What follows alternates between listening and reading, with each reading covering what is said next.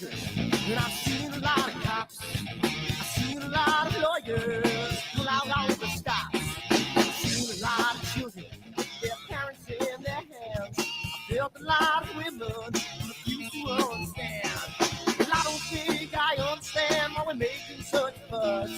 And I don't think I understand what's come of all of us. And I don't think I understand why we take the world for granted. I just want to get right back to Guitar Players Planet.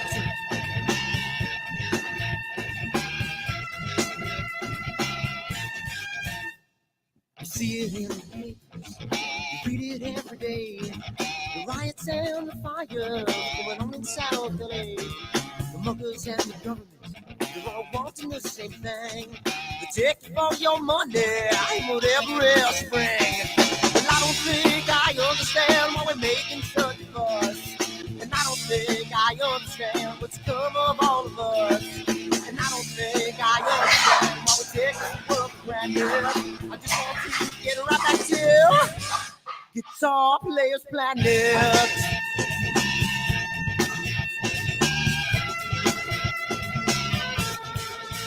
Take me.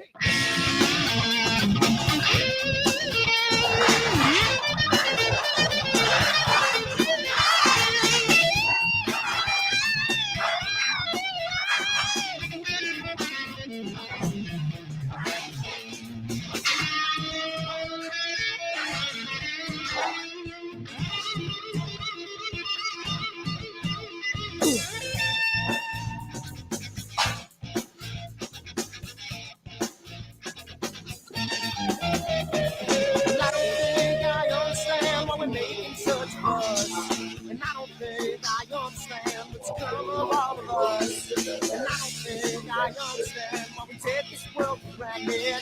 I just want to get right back to Guitar Players Planet. Guitar Players Planet. Guitar Players Planet. Guitar Players Planet. Guitar Players Planet. Guitar Players Planet.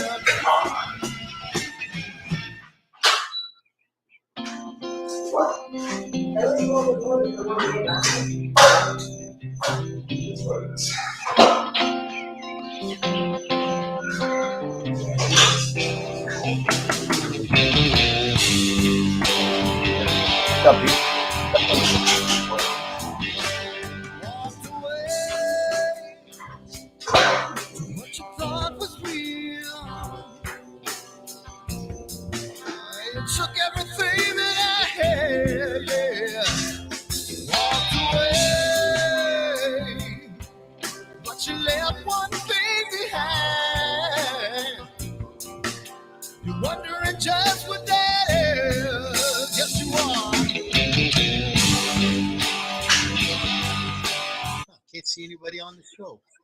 Hold on. How's that? Oh, yeah, there we go. Yeah, you were seeing the live feed. So when I got like a and B switch. So if you want to see the live stream, that's the live stream.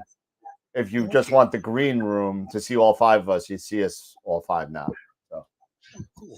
How you doing today, Mr. Dan? I don't know, man. So I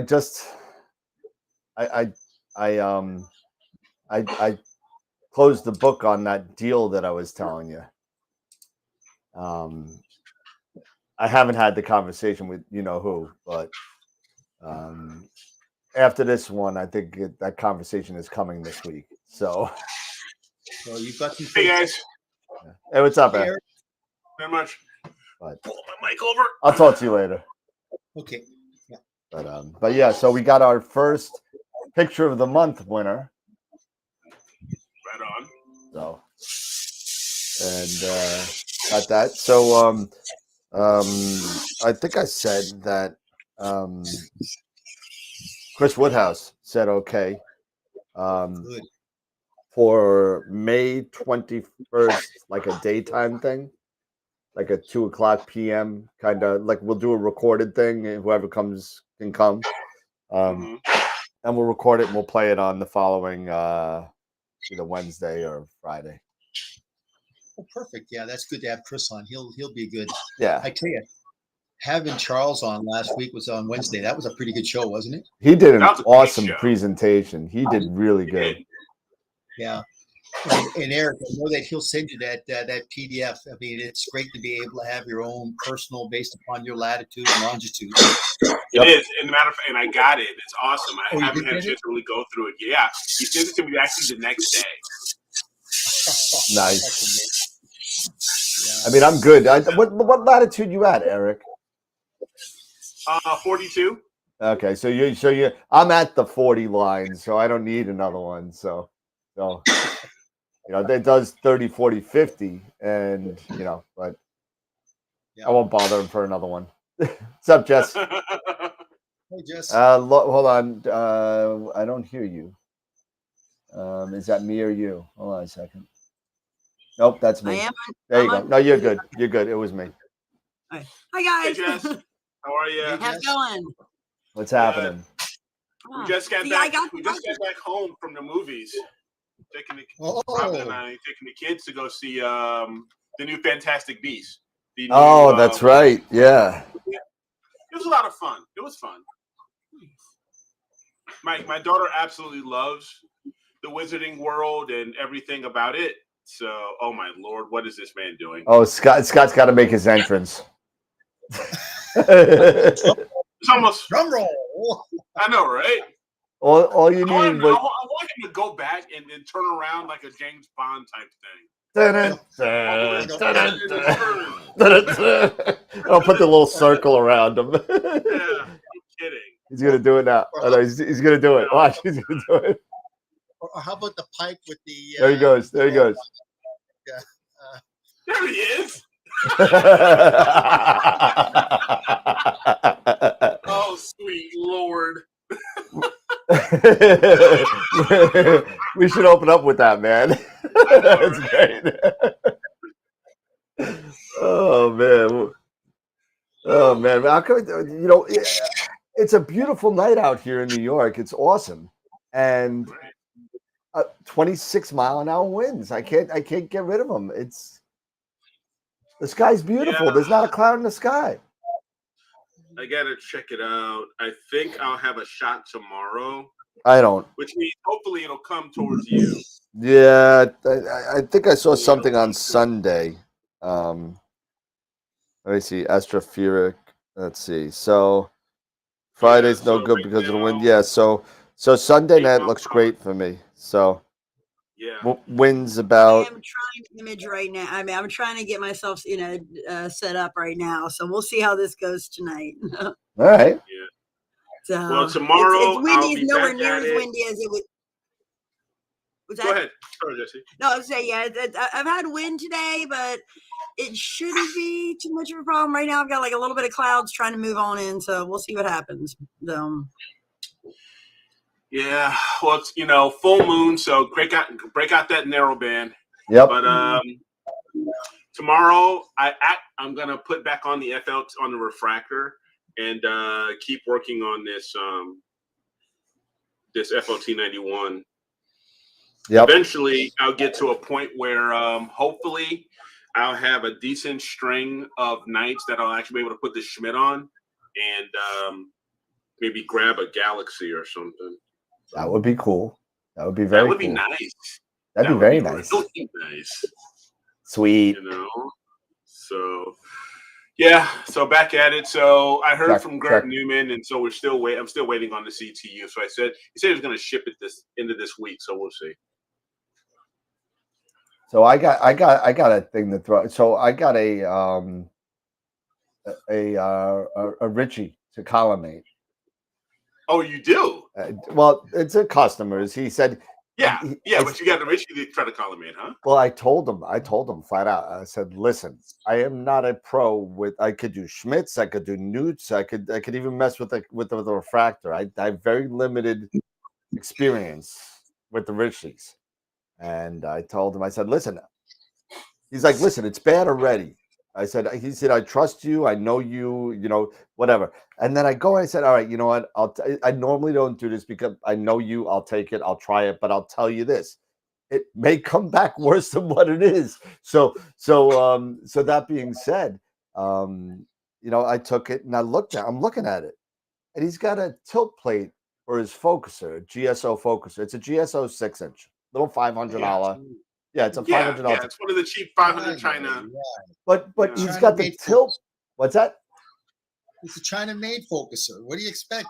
Oh yeah, did you see my video? Oh, you're not on it. I did the wiggling of the GSO focuser. Yeah, those are junk focusers. It's crap. Oh my God. But what he did was he bought a tilt adjuster for the focuser, which comes with about a 2-inch extension tube. And then the GSO screws on.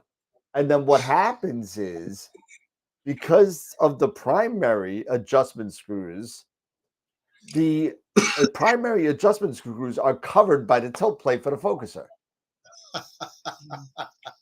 So I got to figure out a way to do the tilt of the focuser, unscrew the focuser very carefully, get the focuser off, do the secondary and the primary with the collimator, and put the focuser back on. Put the focuser back on. Yeah. And then because you got to collimate the focuser too. Well, the focuser should be done first, as far as and so.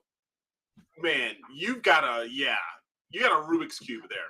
So I'm going to tell him flat out. I'm like, yo, I thought this tilt plate was a good idea when you told it to me, but after looking at it, it's too big. It's too big. It's not. It needs to be a smaller diameter so you could reach those primary screws. Why doesn't he just have the tilt not on the focuser, but get a camera tilt unit? Just get a camera tilting unit. Do that. Because the whole thing with the Ritchie, it's different. You have to have the focuser dead on to the secondary. Correct me if I'm wrong, Pete. At least that's my understanding. That the focuser needs to be dead on with the secondary, which it needs to be dead on to the primary. So there's 3 different things you have to collimate in order to collimate a Ritchie, which is the focuser, the secondary, and the primary.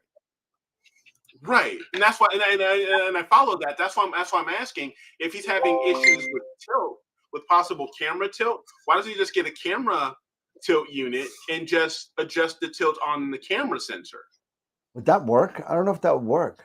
I think the camera's got to be changed. I think the angle of the focuser needs to be good first, and then you should probably have both if you're using anything. If I'm thinking right. Yeah, I would figure you would collimate the focuser, get the Ritchie all collimated and perfect, get that done, and then with the camera, see if there's still any tilt, with the camera sensor, and then get a camera tilt unit for the camera and adjust the camera. Right. But you would have to have both, because just because you have tilt in the focuser, you don't fix it by fixing the tilt on the camera. You know what I mean?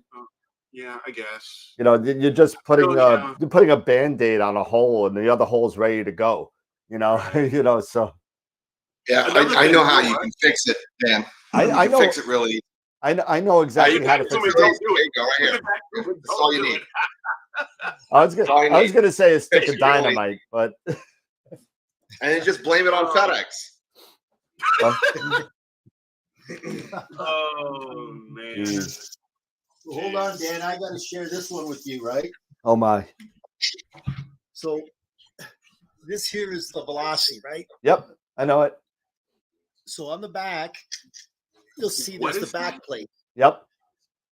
Okay, let me see if I can get the mirror in here. Okay, if I get a little closer. The other way. Go the other way. There you go. Yeah, there you go. There you go. So you see the back plate, right? That's the black. You see those set screws on the back, right? Yep. Okay. Okay. The smaller ones are the collimation screws. Right. So now what happens with this? You put on my knee here. The Atlas focuser comes up to here. Gotcha. So I've got 3/4 of an inch between collimation screws and where the Atlas focuser is. So now I've got to get the long Allen screw like Eric did on Wednesday night.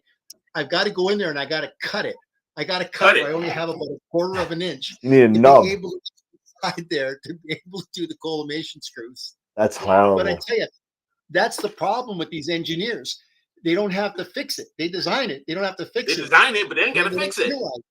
It's hard. And you know what? Not for nothing. If you take a look at the GSO Richie, there's no way to fix the tilt of that. It's literally just a screw on.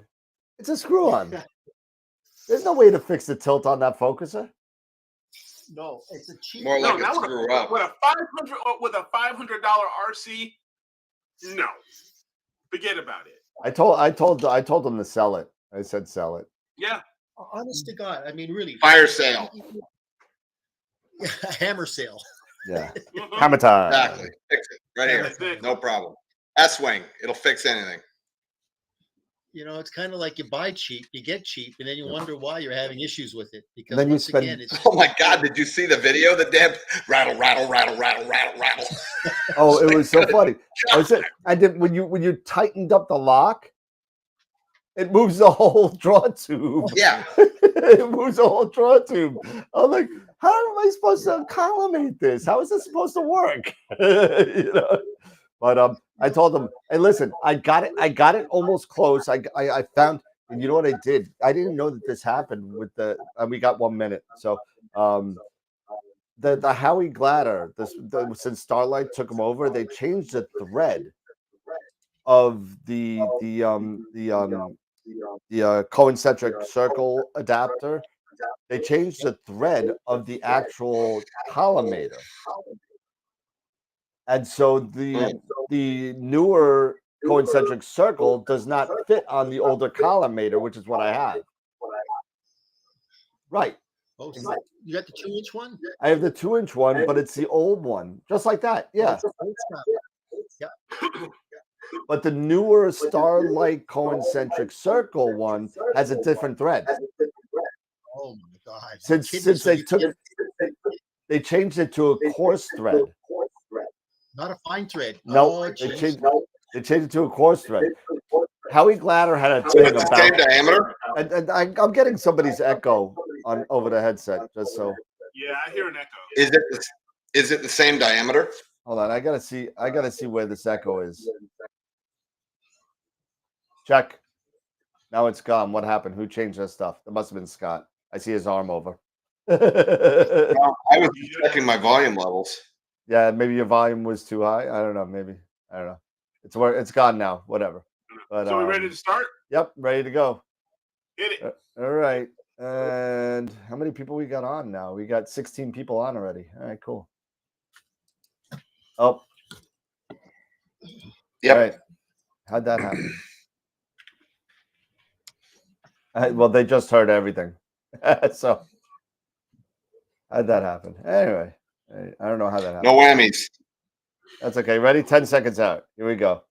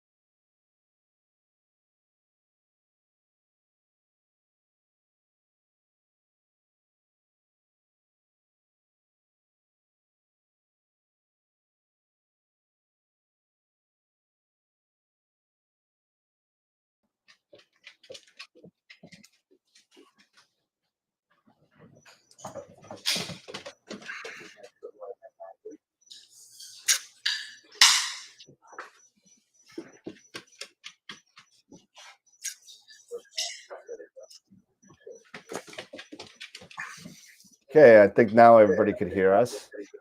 Can you hear me now? Can you hear me now? I can hear someone now. I think I Yep, hear they got you. You're hot. I had to switch it manually for some reason. I'm not sure what happened, but all right, cool. We're good. All right. Awesome. Oh, how's it going? Oh, geez, here we go. Scott's starting already. All right, and Pete's got his Maple Leafs hat on, and that's great. And they beat Washington 7-2. 7-2. Yeah, the Lightning were kicking some tail. The Lightning. Enough with the hockey. Who cares about the Lightning? How's it going, everybody? Hey guys, welcome to our Friday night chat again. I think we got some echo. Yeah, we do. And I'm trying to More find echo. out where from. Echo. And let's see. I'm trying to lock it down. I'm not sure where it's coming from, but it's gone now. So, Okay. How's it going, everybody? And we are here again for our Friday night astrophotography chat. So thank you for everybody coming down. And Scott's got his hang tough going. And yeah, so let's just get right into it and start with our sponsors, because we have a new level of sponsorship now. So I'm still getting a little bit of an echo from somebody's speakers feedbacking into the mic. So and it is. I turned mine down. Actually, it is you, Scott. I see it on your levels. But, is it me? Yeah, it's you. Yep. Let me turn my mic level down. Hold on. It's not your mic. Well, it's either your mic level or your speaker level. Turn it down. Yeah, it's probably the mic levels. I think Now I hear nothing. Nope, I still hear me. Anyway, so let's get let's get right into the sponsors. And let's see if this goes on. Yeah, so thank you all to our sponsors. We got Woodland Hills Cameron Telescopes and Night Skies Network at our main sequence level. So thank you so much for them for sponsoring us. And then we also have, Prima Luce Lab and Camera Concepts at our Red Giant level. And at our Super Giant level, we have Masters of Pixinsight. One of these days, I'll put the IP for AP logo up there. I can't seem to find a decent one on the web. I'll have to get one from Pete. But Masters of Pixinsight, which we're doing a drawing tonight on Masters of Pixinsight Class. And I got to say thank you to Andres, who won last week. I spoke to Andres, and he said, you know what? I don't need the $50 gift certificate. You can kick it back in, and we're going to roll it again tonight. So we got 2 giveaways tonight. So here we go. So here is our first Black Hole member. We have a Black Hole member now, and that is John Gambal. So thank you to Black Hole. Black Hole members are going to be slated for anybody goes above the $10 range per month. So I got to figure out what kind of perks you're going to get, John, because you're the only one. But anybody who goes over that $10 per month level on Patreon will become a Black Hole member. So thank you to John and being an awesome supporter there. And then appreciate of course, it, John. Yeah, our Red Giant members, Chris, Mark, Bob, Andres, all you guys, thank you so much. Main Sequence members, we had a couple of people that moved over from the Main Sequence in YouTube to Main Sequence in Patreon. So thank you to Dank Solo and Paul Burgard, who are our next 2 people that migrated over to the Patreon membership. So thank you so much for that. And at our Protostar level, we got Kieran's Corner. So thank you to Kieran and his sponsorship as well. All right, so we got some upcoming guests. April 29th, we got Dr. Gaston, and I'm not going to pronounce his last name because I'm going to butcher it, but he's from Innovations Foresight. He's going to be giving us a nice rundown on axis guiding, which is going to be pretty cool. So come check that out on April 29th. May 4th, we have Richard Wright coming on from Starstone Software. And he will be also going over what products and what software he's coming out with from the astrophotography point. May 13th, we have Eric Coles, who's an astrophotographer and one of the presenters at the Astro Imaging Channel. And then May 20th, we have Maxi, and I'm not going to pronounce his last name either. He is an astrophotographer that I've gotten to be friends with through the Global Star Party at Explore Scientific, and he's going to come on and show on. He's got some awesome photographs, so don't miss that. Also, just recently, we booked Chris Woodhouse, and he is going to be on a recorded show. He is another author, and if any of you guys and girls missed the presentation by Charles Bracken on Wednesday night, go check it out, because he did an unbelievable job and an unbelievable presentation, and we can't wait to have him back, because he's giving us an autographed book to give away for the second edition of the Astrophotography Planner. Two books, he says. 2 books. And he's going to do 2 books. Well, if the other one comes out at the same time, he has another project that's coming out, and he's going to send that to us as well as a giveaway. So that's going to be pretty cool. But go check it out. It was very entertaining. It was over 2 hours, and it sped by like that. It sped by. It really and let me say something here really quick, Dan. Another thank you to Charlie again.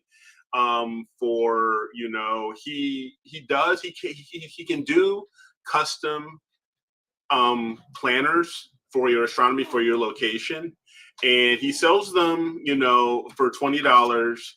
I believe his email is deep sky planner or imager at gmail.com, and if you send him your coordinates or location as well as your time zone, for $20, he can send you your own custom planner, astrophotography planner. He sent me mine the very next day. I actually told him that I was going to do it. I sent and gave him my coordinates, and the very next morning, I saw the PDF in my inbox, and so I was more than happy to send him the $20. Very well worth it. I'm looking forward to reading it and learning, how to, navigate the planner to understand a bit more about it. So I'm really looking forward to it. But again, thank you, Charlie. Really appreciate it. And we can't have you back on. Appreciate it, man. And definitely go grab it. I mean, literally, Eric got his. He ordered it from Amazon, and he got it the next day. So I got mine in 2 days. I think I ordered it on a Saturday. But I'm telling you, if you want to know when something comes up and goes down and when the best time of the year to image something, there you go. Go grab it. Absolutely. I mean, that, and like I said, and mine was custom for my area, which was awesome that he did that for me. So that was really, really cool. Yeah. So if you're in between, so he actually lays out for 30 degrees latitude, 40 degrees latitude, and 50 degrees latitude. So if you're anything other than that, he will definitely send you, a personalized planner, which is kind of cool. It really is. All right, and what else do we have? So, and again, our other, everyone knows all of our other social media platforms. So, we are ready to break 50 members on the Discord channel. So, we would like to get 50 members. Feel free to go on our Patreon and look for AstroWorld TV on Patreon. And you could donate to us from there. And if you don't want to do anything on a monthly basis, feel free to hit the smiley face or the dollar bill sign in the chat in YouTube. And you could just throw some money at us, and it goes right to the kitty for giveaways, shirts, whatever else that we got going on. So, and if you don't even want to do that, go to the Redbubble store, where we give 5% of the profits to every quarter. 5% of the profits go to a random astrophotography club somewhere around the globe. So go check that out. There's some cool stuff. Eric's actually Eric's the model for tonight. Merch. He's modeling the hoodie. And I got the hoodie. What else do I get? Oh, I didn't even show you this one. Well, you showed us the mouse mat. Did I show? I didn't show. I don't know if I showed everybody else the mouse mat. I mean, this thing is huge and it's awesome. Yep. I mean, look at that thing. That's pretty cool. This is a pretty cool, good size mat. So there you go. And all right. So we don't have a guest tonight, but we do have a couple of things to go over. First thing, and I don't know if anybody noticed this, while the music was rolling, I didn't put the picture of the week that won this week in there this week. And that was done by design. I didn't want the person that won the picture of the week, and I'm not going to do it from now on either, to know while the music is rolling that they won. So I figured that, you know, we would put it on the show while we were talking about it, and that it would be a surprise, and we could say congratulations to them. And we also have the first picture of the month winner has been selected. The voting is ended at 5 o'clock today, and we have the winner of the picture of the month. So the first picture, what is this? Oh my goodness, Scott, what are you doing? Oh my, what do you got? The Joker, Freddy, and the guy from Ghostbusters. Yeah. What the hell was his name? Vigo. That's right. Vigo. All right. Vigo the Carpathian. That's yes. it. Okay. Wasn't he also Vigo the Butch? Okay, so Astro Pal, picture of the week. Here we go. The picture of the week winner is Andrus. Andrus got 52% of the vote. So congratulations to Andrus with the Horsehead Nebula. So nice job to Andrus. And with congratulations. Is that a grayscale or is that a true mono? I think it's just HA, if I remember right. Yeah, I think it is HA. Yeah, I think it's just HA. It's still up there. Okay. If you want, you can look at the stats online. It's still there. But for our AstroWorld picture of the month for March, anyone want to take a guess who the winner was? Let's see. I'm thinking it was Mark Ellis. I'm thinking it may have been Mark. Maybe. I think it was that image of Simius 147. Spaghetti Nebula. That was okay. All right, everybody. We will no longer keep you in suspense for the AstroWorld March picture of the month. That picture of the month was 57% of the vote. Goes to drum roll, Chris Freerskin. Chris, in the image I will never get out of my head again. Thank you, Tegan. There you go. Yeah, so, awesome, Chris.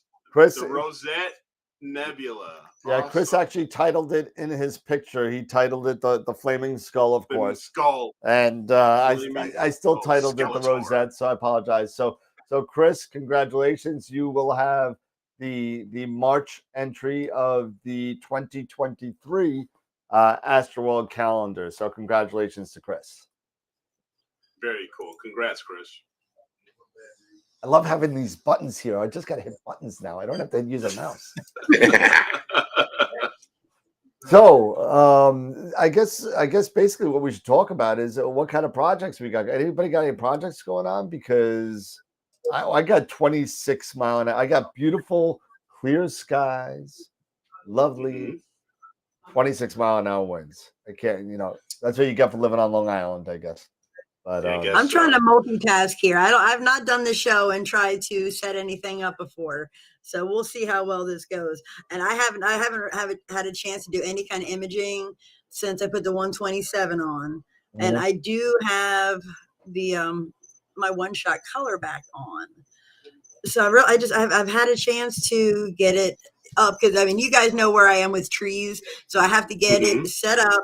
Polar lines. So right now, I could not see Polaris now. If for any reason, so I have to just kind of trust that my polar alignment's going to hold for another few months. So my project in the second, I'm looking at this direction, is my back focus right? Do I have everything set up right? So I really said I've got everything set up. I've got everything talking to each other and playing nicely. So we'll see if anything happens over here. Yeah. You know what? I'm actually, you brought up back focus, Jesse.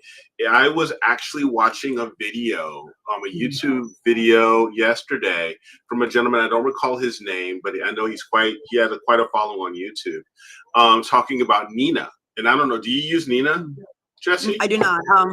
Okay. I use APT. I've played around in SGP for a little bit. I had a hard time getting the images that I took in there to calibrate.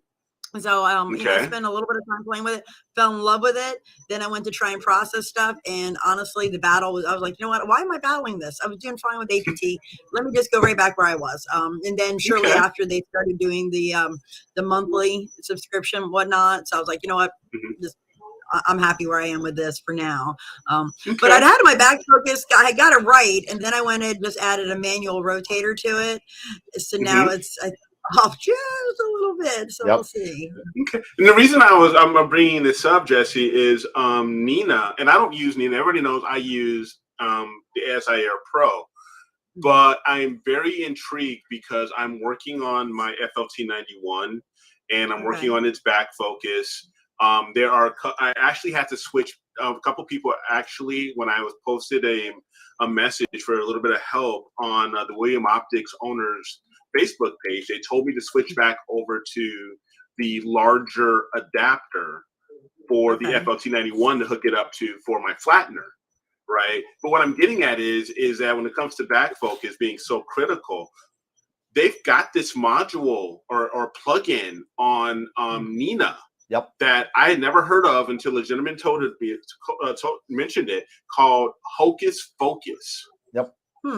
And I actually saw a video on it, and it looks really, really interesting because it actually assists you with telling you how far, or helping you, guiding you with your back focus. If you're too far, if you're too far or too far away, your center's too far or too far back, and how to adjust that, as well as it gives you information as far as also for camera tilt.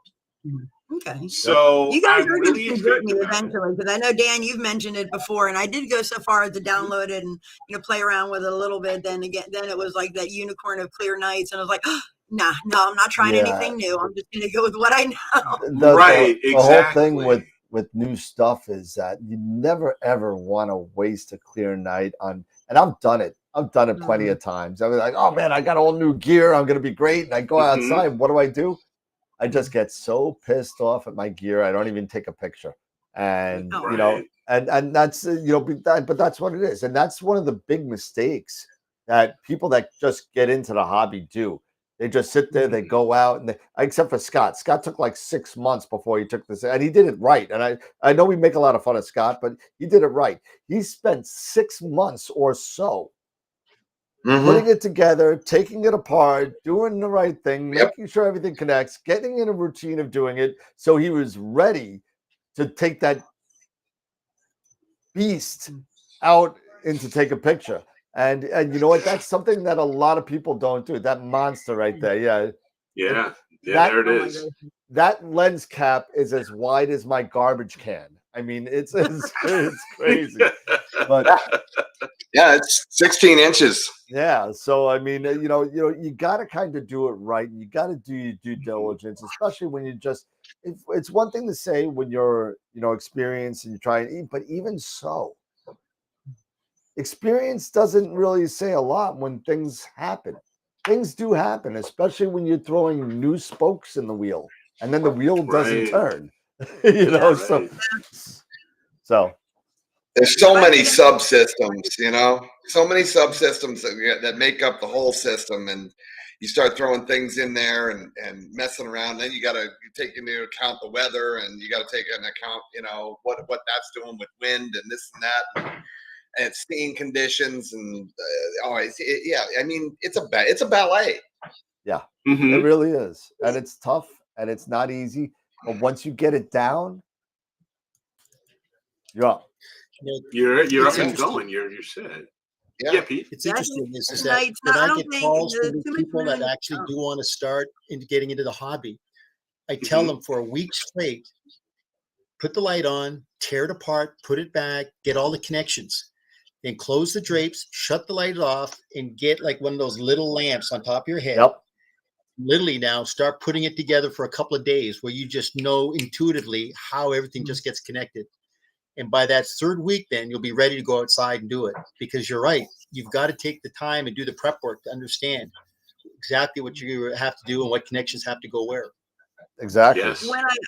When I first set up, like, I keep everything, set up enough that I don't have to do a lot of the plugins, but I got one of those labelers, and I put on the ends of each one of the cords, like this goes to this and this goes to this. So I could just look and go, okay, this goes to power box and this one goes to camera. And, this one goes to focus. And I mean, now they're all mixed moshed, and somebody was looking, I think my husband was looking at it the other day, and he's like, it's like, it says it's, yeah, kind of like that, except for add like little blue labels to the ends of everything. So, that is like King Mimi or Memi or whatever it is. But yeah, it's not an easy thing. It's not, there's something to be said, as Scott just showed on the picture, about, let's talk about it. Since why don't we talk about it? What about, how does everybody kind of deal with cable management? Especially when you're dealing with a new rig. How do you, why doesn't everybody give like a pointer on how they deal with their cable management? Well, even with an eagle, there is still or a bunch of wires, or an ASI air. You're still gonna have a bunch of wires. Yes. For me, before I even get it outside, even get my scopes outside, I set them up. I have another mount. I have my little AVX mount here. I'll set it up in there, and I actually purchased from Amazon. I actually purchased a loom cable of cable management, of cable management ties that I feed everything, and I through that loom, and I get everything set up on that guy before I even take that thing outside and put it on my mount. Seriously, that's the biggest pet peeve for me, and it drives me nuts. And I can get bad at it, and I can forget things sometimes.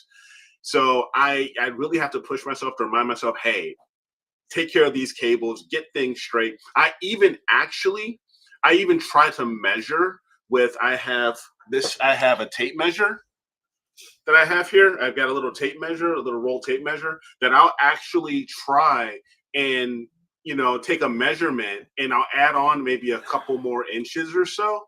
And if I can, I'll try to order close to the length that I need of the type of cable that I need. So if it be it a 1 foot, 2 foot, whatever, 3 foot, whatever it is, so I don't have so much, slack, right?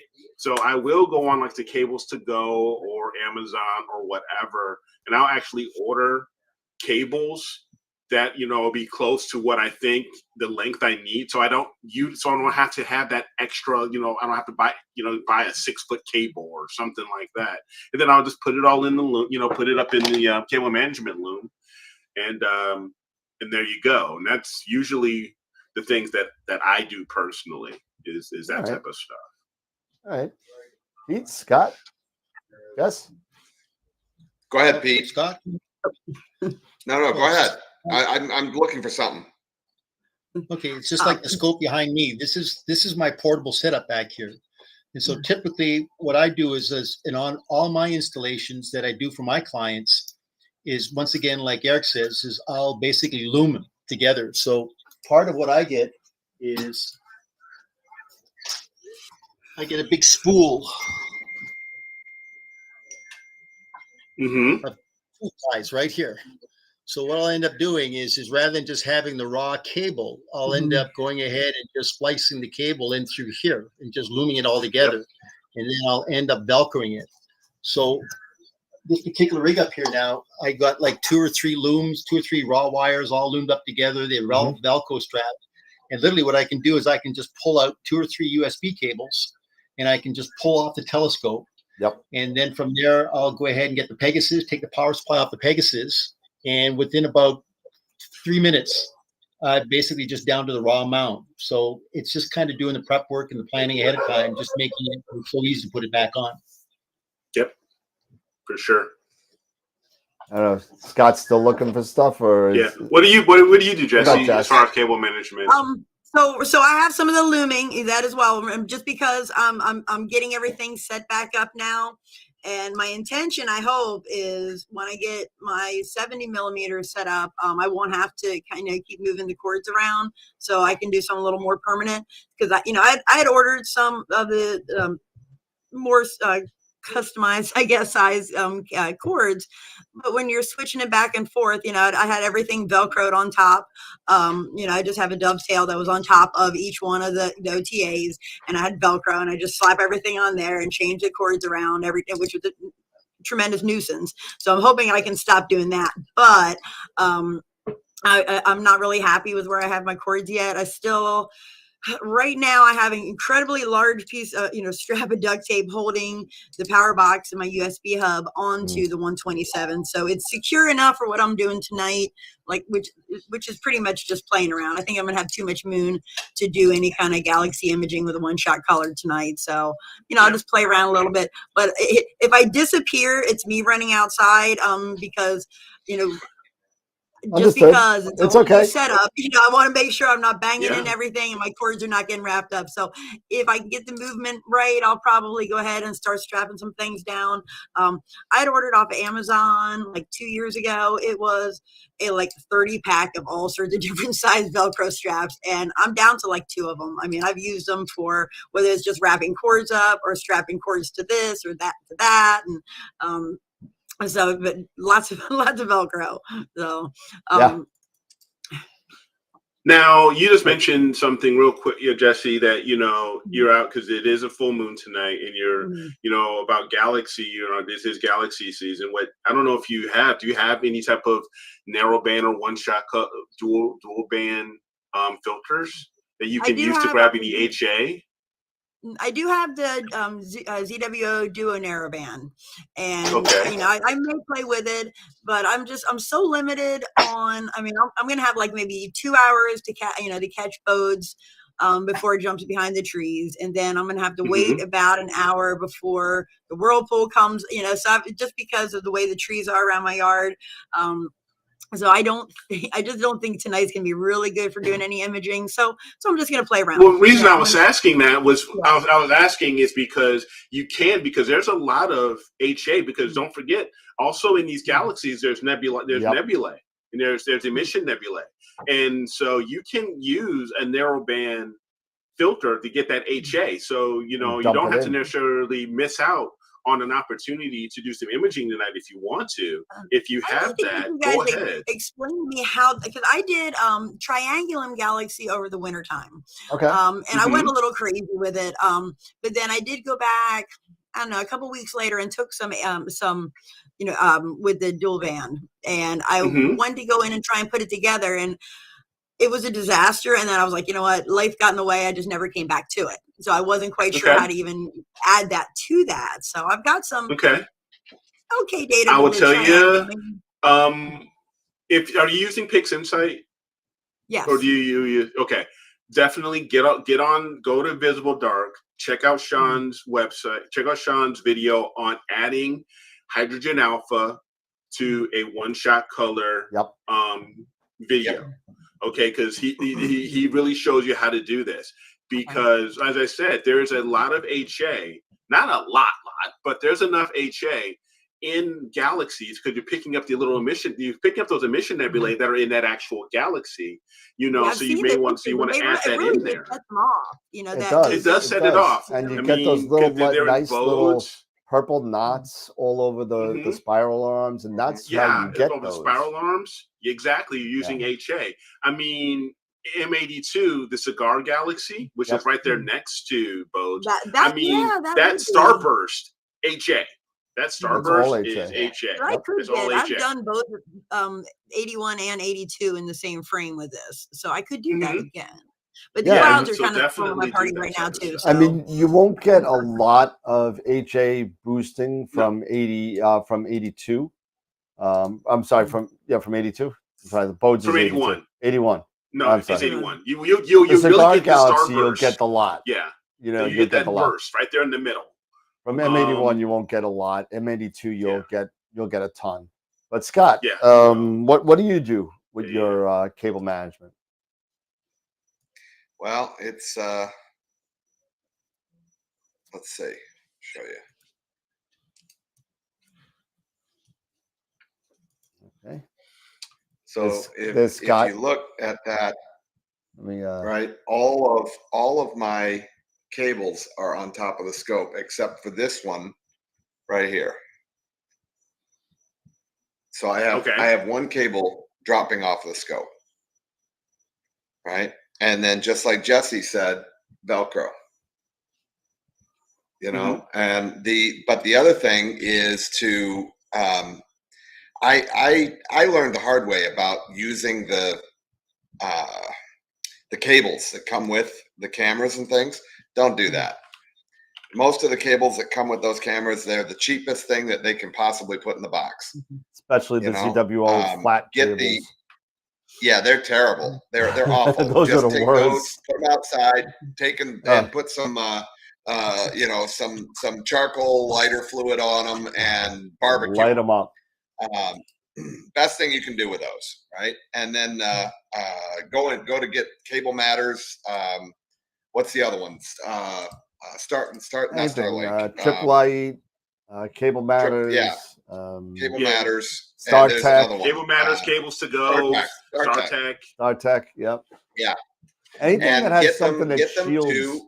It's got to be shielded. It's got to be shielded well. Yeah, get the shielded ones and but make sure that you get them in appropriate lengths. Don't buy 12-foot sections. Don't if you don't need 6 foot, get 4-foot sections. You know, I bought cables that are 18 inches, 12 inches because I didn't need them any longer than that. Yep. You know, I mean, I can probably zoom in even a little further on this. No, I can't. I can maybe if I do it this way. Can I do it this way? There we go. So, you know, all of my cables, you know, you can see them coming off of the mount right there, right? Everything is tied up on the scope. The only thing that comes down off of that scope is that one power cable. And that thing's a beast. You know, it's at least a 14 gauge coming off of that goes down, and everything runs off of the Eagle. Yeah. So, you know, so all the cable management is up on the scope. So nothing tangles. Well, so wait, you have a guide scope up there plus an off-axis guider? Is that what I'm seeing? But the only reason that I'm using that. Oh, Scott just dropped off. Did we lose him? Did he drop off? He just froze. Literally just dropped off as we were talking. Wow. Yeah. I have no idea how that dropped. That's okay. The only reason that I'm using that guide scope is for polar alignment, unless I am imaging at the front of the scope. Got it. If I'm imaging at the front of the scope, then I'll use the guide scope, the Guide Star 61. But if I'm at the back of the scope, it's OAG. Nice. Well, for me, I love this stuff. This stuff. People were talking about looms. And stuff like that with the, and correct me if I'm wrong, Pete, the one that you were showing around has it's like a twisty, right? It like twists, right? Mm-hmm. These are nice. These are like woven kind of tubes, and they're split in the middle. Yep, the split loom. Yep. And it holds, it holds a good 3-4 cables, and then you can make them as long as you want. You can get as much as you want, with this stuff. So I just cut a little one. You get up to 20 feet. They come in 2 different colors. Can come in 2 different widths. One's a 3/4 inch, one's a full inch.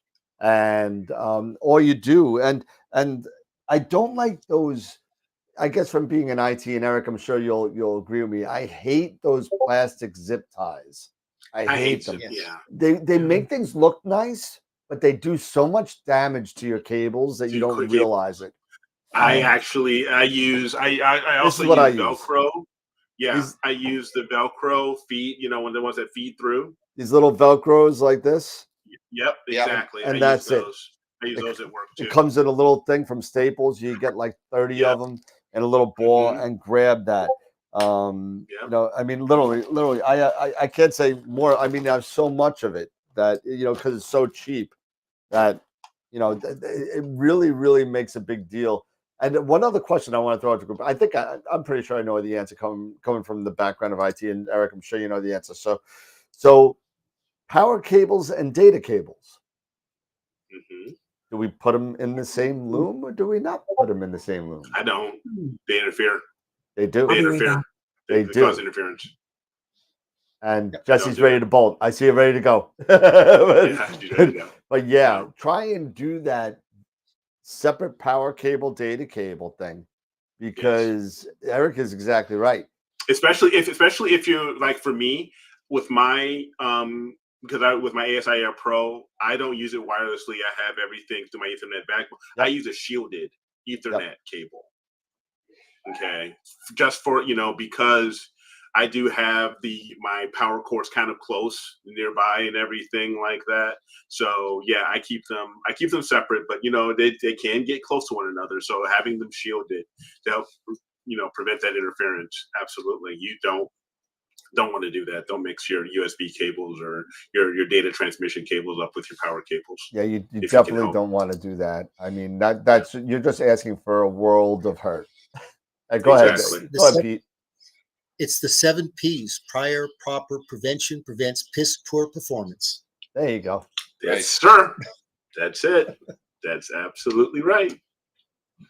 Well, I mean, it's one of the things. I was having this conversation with my son, you know, the other day, and you know, he was saying, "Dad, how can what can I do to increase the performance of my computer?" And I'm like, "Well, for crying out loud, boy, you know, you've got plenty of memory, you've got plenty of ROM, you got plenty of RAM.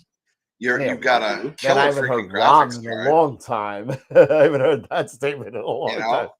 Oh, there he is, Nathan. What are you doing?" And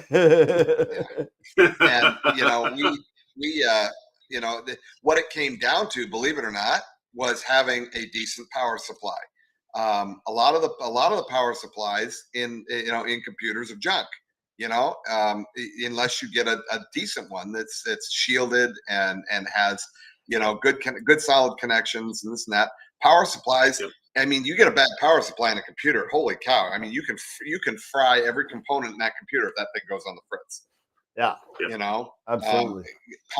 Power and good shielded power cables worth their weight in platinum, man. Yeah. Seriously. Agreed. Matter of fact, one of the things I'm actually going to be doing is I'm working on, you know, getting this observatory. Because you and I have talked about it. It's one of my goals is to have this observatory. So I'm going to be, at least right now, I'm building the platform. I'm going to build the platform this summer for the shed. So I think I'm going to do a roll off roof shed.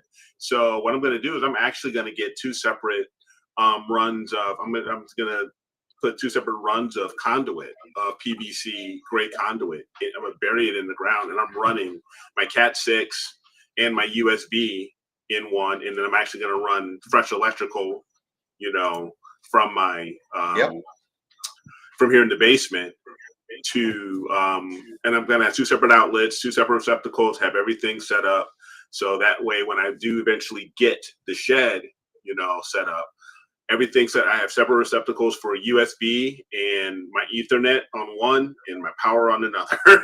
You know, keeping them totally separate from one another. Because when you go down to see Dr. Scott, you're going to see that with what he's done, because that's the way we planned it out for him. We had 2 separate conduits for the data and the power. You're absolutely right. It's just, you have to do that. You really have to do that. You absolutely do. You're just asking for real world to hurt, and you will be troubleshooting this for days and sessions sometimes, and not realizing that it could be something as simple as having your data and power connections right next to each other, and it's interrupting that USB. And you know, there's something else that we should definitely talk about too, is that one of the things that, once again, it's kind of like insurance, right? We all hate insurance, but when we need it, we're sure glad we've got it, right? Sure. We spend the extra money. But hold on one second. I just want to show everybody. One of the good investments that you can get is what I call a power conditioner. Basically, it's a voltage regulator.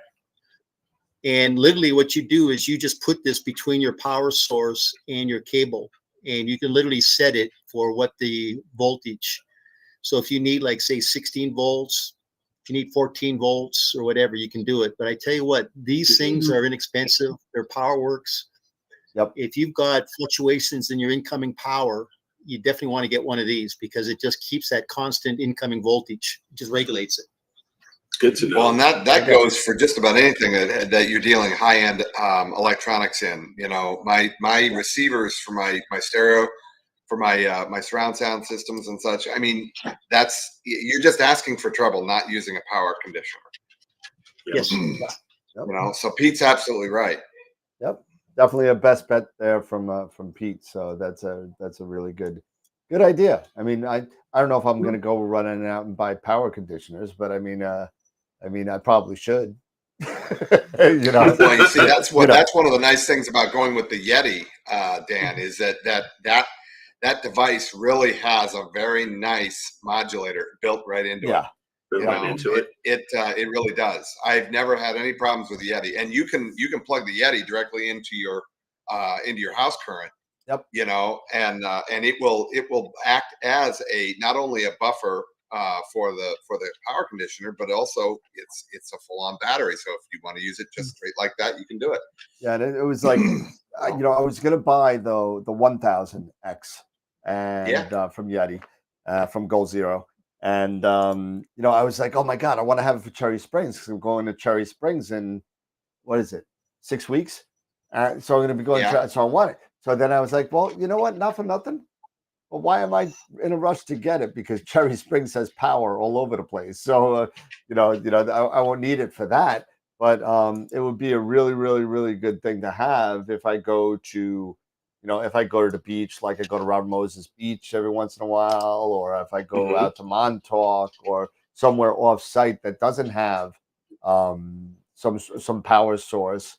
And it's real important. It's really, really important to have for the safety of your own equipment.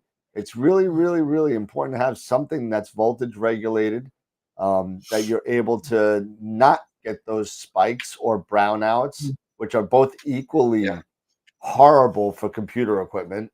And you just got to be careful with it.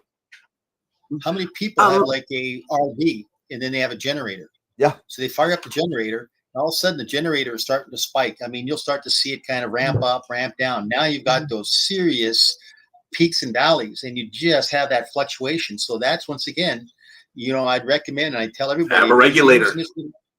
Get yourself a power conditioner. Just make sure, because man, it's a hell of a lot cheaper to burn up a power, a power conditioner than just to toast up a couple of mounts. And my first. I got my Skywatcher, the EQR6. I got it for Christmas, like, was 3 years ago? 3 years ago, 2 years ago, 3 years ago. I don't know. They the past couple of years have kind of blended together. But anyway, by June, I had fried the board. And I don't know. I will say it was under warranty. They took beautiful care of me. They ended up just sending me, a whole new, the whole new mount. I mean, probably I tried the board, not really knowing what I couldn't tell you exactly what I did. It was working, and then it wasn't. When this happened, I was so clueless anyway, that they could have told me anything. But so I got a little more careful with my power after that. Yeah. So, there's nothing. One of the other things that's really there's nothing worse than smelling a capacitor or resistor that's just got toasted. Yeah. Just get toasted. You don't want to smell that ozone. Oh, the ozone. That's what it is. That ozone smell? Yep. Dude, it's like smelling that smoke coming out of the box is not a good thing. Smells like burnt dog hair. It was like the end of June. You also want to make doubly sure, on your cable runs, for especially for power. If you're carrying, 100 feet, you better be at least 12 gauge, electrical, for your braided electrical. Your better bet is to make sure that you're running solid copper, out to a receptacle, buried in the ground. That's your best bet. Right. Wow. Well, we did have a question that I missed. Yeah, you did have a question. Yeah, Dennis. You saw me put it on the screen. Sure did. Yeah. So is there a ratio of one-shot color to narrowband picks you need to combine, or do you just do 50-50? Good question. That's a good question. I'm kind of curious. Well, again, we're talking about adding. I think we're talking about adding HA data to the Galaxy data. If that's the case, well, you're going to need longer exposures anyway, just to get the data from HA. You're going to need longer exposures. Right. However, you're going to be getting a lot more of the detail. This is really more for that extra punch. That extra. You need luminance like up the wazoo for galaxies. You know what I mean? So is there an exact ratio? I would have to say no, there isn't. No, I really don't think so. And I don't necessarily this would be even just for Galaxy season, but if you're combining just one shot color with HA, like say if you're doing in the winter, if you're doing Horsehead, true, and and if you want to do something like that. There's no real ratio, I believe, but whatever you feel like as far as how far you want to go with your narrowband, how many images, how much integration time you want to put into it. That's going to be up to you. But I don't really think there's necessarily a real ratio for it. With HA, and if you're dealing with Galaxy Edition, I would say minimum probably about 5 hours of HA, so you can kind of get that kind of stuff. Because you want to get those little, that little red or little purple pop, from get those little dots, So now, would you use like if you had a dual band, or would you just use just an HA filter? I mean, if you could use both. If you have a straight HA filter, use an HA filter. If you have one, use it. Yeah.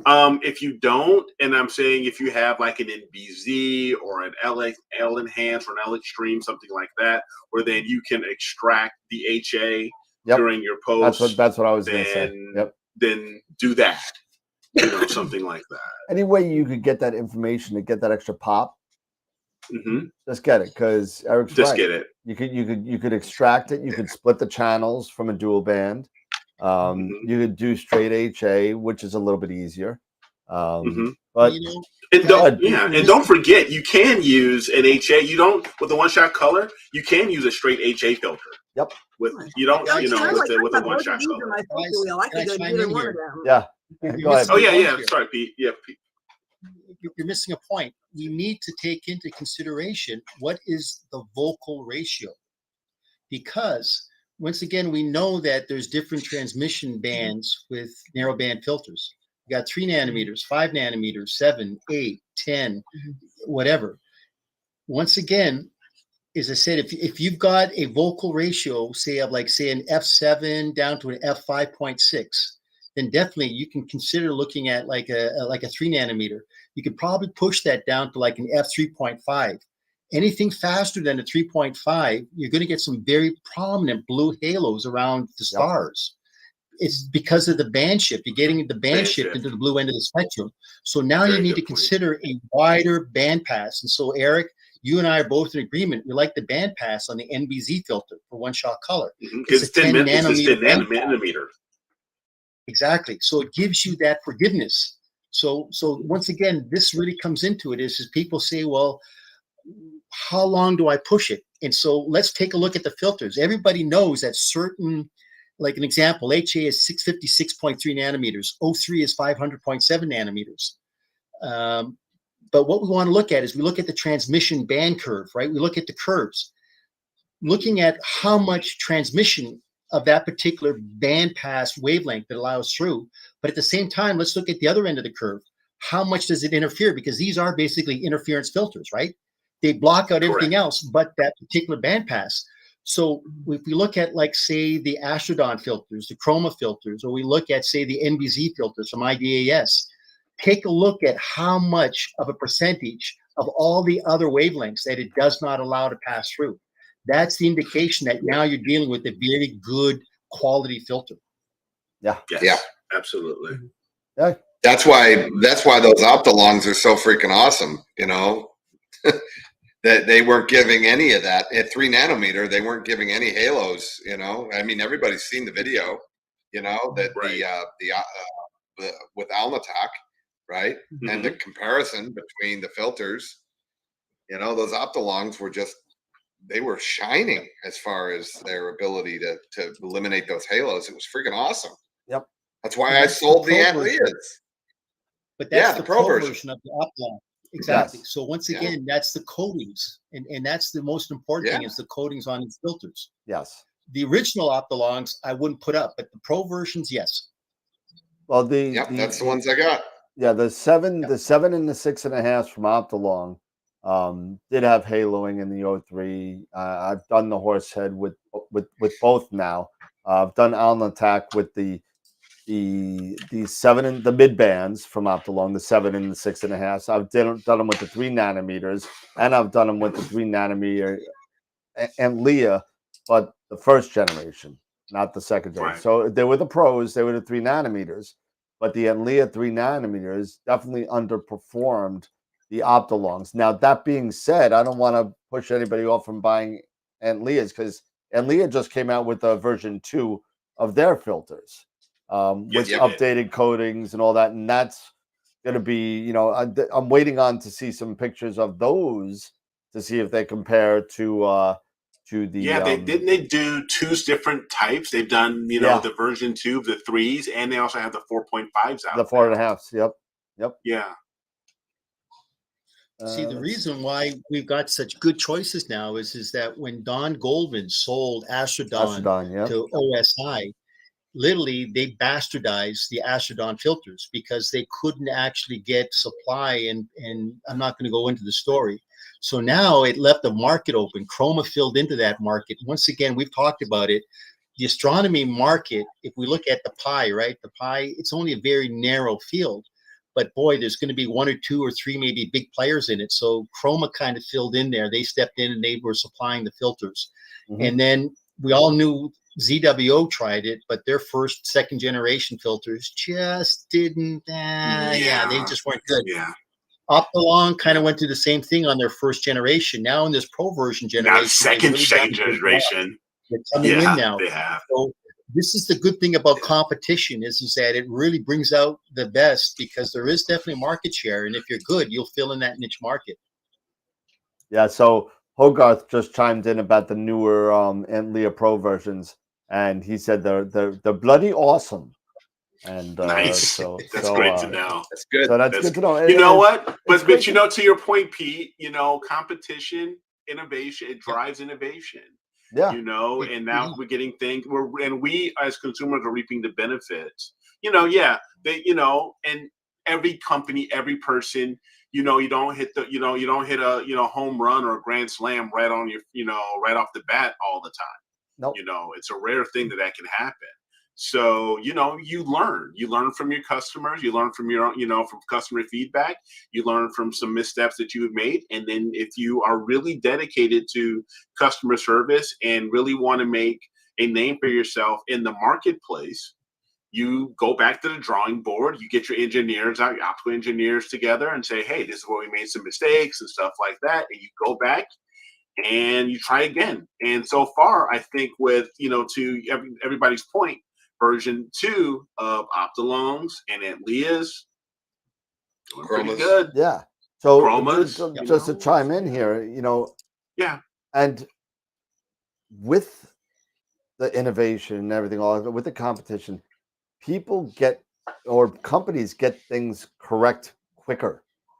Yes. And when they start to find out that, oh wow, Optolong just put out these filters and they don't have any halos, but ours do. Well, let's get another coating out and let's do something. Let's fix it quicker. Literally within like 3 or 4 months, and Leah started coming out with their new versions, and so that also helps the competition of it's kind of like who's the biggest boy on the block, who's the biggest kid on the block, and who's gonna get the first one that does better than the next one and all that, and it's like a leapfrogging event. and it's pretty cool to do because it just helps us out as astrophotographers. It's also very important to to get an idea as to the technology, the manufacturing, and the science behind these filters and these, especially the coatings that are going on them. People complain about the cost of these filters. They have no clue as to the dedicated science that is behind these things and the manufacturing processes and the clean rooms and all the stuff that's behind that. It is, I mean, it's some of the finest optics in the world.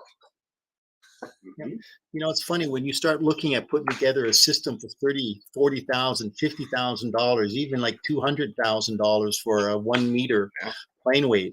And then all of a sudden you get the customer saying, well, I'm going to have to kind of cut costs. I'm saying, well, wait a minute. It's like buying a Ferrari that you only want to drive now at 60 miles an hour. You've already spent all this money, close to almost 5-6 figures. Why do you want to go cheap now on filters? Cheap on filters. Yeah. That's crazy. That's absolutely crazy. It's just crazy. Yeah, but as you said, it's interesting is that this is a very small hobby. It's a very small industry. And so a lot of these customers, a lot of these companies, the OEMs, they literally can step up to be a big frog in a small pond because, it is a small pond in terms of what the market share is. And Dan, you and I have talked about this. There's not really one company that does good on everything. Nope. Companies are very good at certain things that they do, and yet they do have weaknesses in another product line. But what we do as a person that puts together assemblies, we can pick and choose the best products from each of these OEMs, and then finally put together a great system. And that's the beauty about where we're at right now. This is the golden age for our hobby now. Fast optics, camera, CMOS technology now is just incredible. The only thing that I'm going to wish, and I pray, but I know it's never going to happen, I wish we could get some kind of a standardization between all the companies. Yeah, so good luck. Good luck with that. That brings up, the conversation, that we had, with, I believe, was it with the gentleman from who developed Alpaca, Bob Denny. Bob, thank you. Bob Denny. I was gonna say Denny Bob or Bob. I was gonna butcher your name, but so apologies. But but that's the whole thing. Getting standards. Really pushing, and that's one of the things we really gotta, push for in, as consumers, to his point, was we really gotta push for, getting everybody on the same page and getting, and standardizing on a lot of this type of stuff.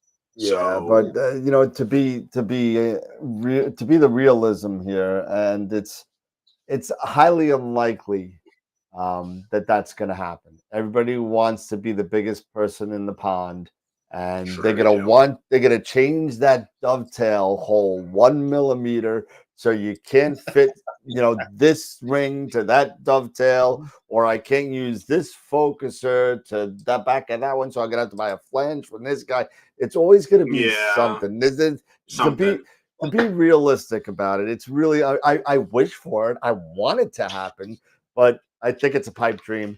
I don't think it's gonna happen.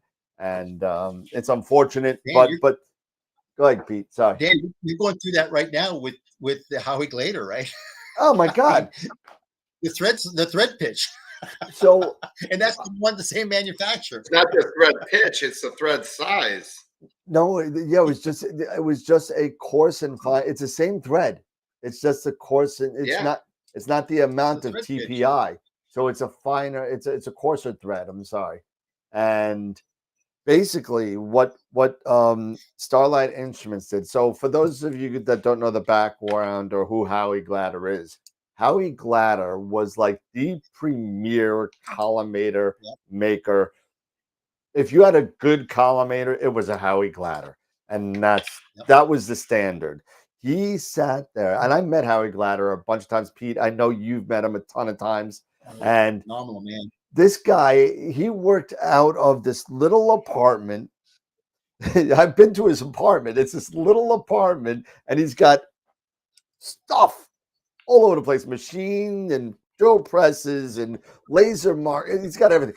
So I'm sitting there and I'm looking at it, and basically what he did was he tuned each laser himself manually to get to be the brightness that he wanted and to get to the straightness that he wanted. He was one of the first ones to think about, well, what happens if I drop it? Yep. He would do drop tests. I've seen him do it. He would do drop tests on his 2-inch collimator lasers and see if it stayed collimated, see if the laser stayed collimated. Because and if it didn't, well, okay, how am I going to combat that? He was the first one to think about putting those set screws. He had 6 set screws on the side to move in case that laser got tilted anyway, so you could fix that. But whatever the case may be, so Howie Glatter was the collimating master, and unfortunately, a couple years back, Howie passed away. And Starlight Instruments started to take over the Howie Glatter business, and they've been doing a really good job with it. The collimators are really good, but they changed a couple of things. Now I have an old, like an original Howie Glatter 2-inch barrel. Pete, you could show it. You have it. You know, mine's in my closet somewhere because I don't do visual anymore, so it's just in there. But it's a 2-inch barrel. And it's big, you know, it's big, solid stainless steel, and Pete's going to show it right now. But here you go. So that's the original 2-inch. The newer ones are hybrids, where you got a 1 1/4 and a 2-inch. And if you could see that little white piece in the front, mine doesn't even have the push button. So Pete's has a little bit of the newer one. Mine doesn't have a push button. It's just like a screw-on cap for the battery. But so that white piece that Pete's screwing off now is a concentric circle hologram. And what you need that for is to a little bit higher. There you go. Yep, there you go. So that screws on to the collimator. And what Starlight Instruments did was they changed the thread of the tool to a different size thread, so it doesn't fit the older collimators. Now it fits his. He's got a little bit of a newer one than I do, but mine, my thread is smaller, so it doesn't fit. So I'm trying to collimate something. I'm trying to collimate a Ritchie, and I had this concentric, but I couldn't fit it on. So somehow, some way, I got it attached to a far point collimator, and I'm using that. But you know, that just all goes back to the conversation of standardizing equipment, especially within the same realm. I mean, you know, if it's a Howie Glatter, it should be the same thread. If it's a Los Mondi, it should be the same hole. If it's a Prima Luce, it should be the same hole. You know, all that kind of stuff.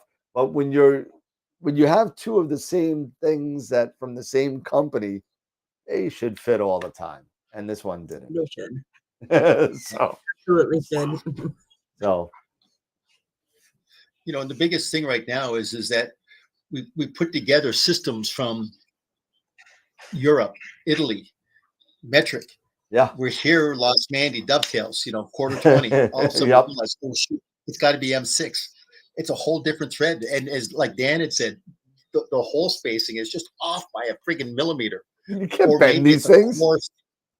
I know. And you're sitting there, just it drives you nuts because you're so used to just working on one, is it what Imperial threads? But now we got metric threads. Yep.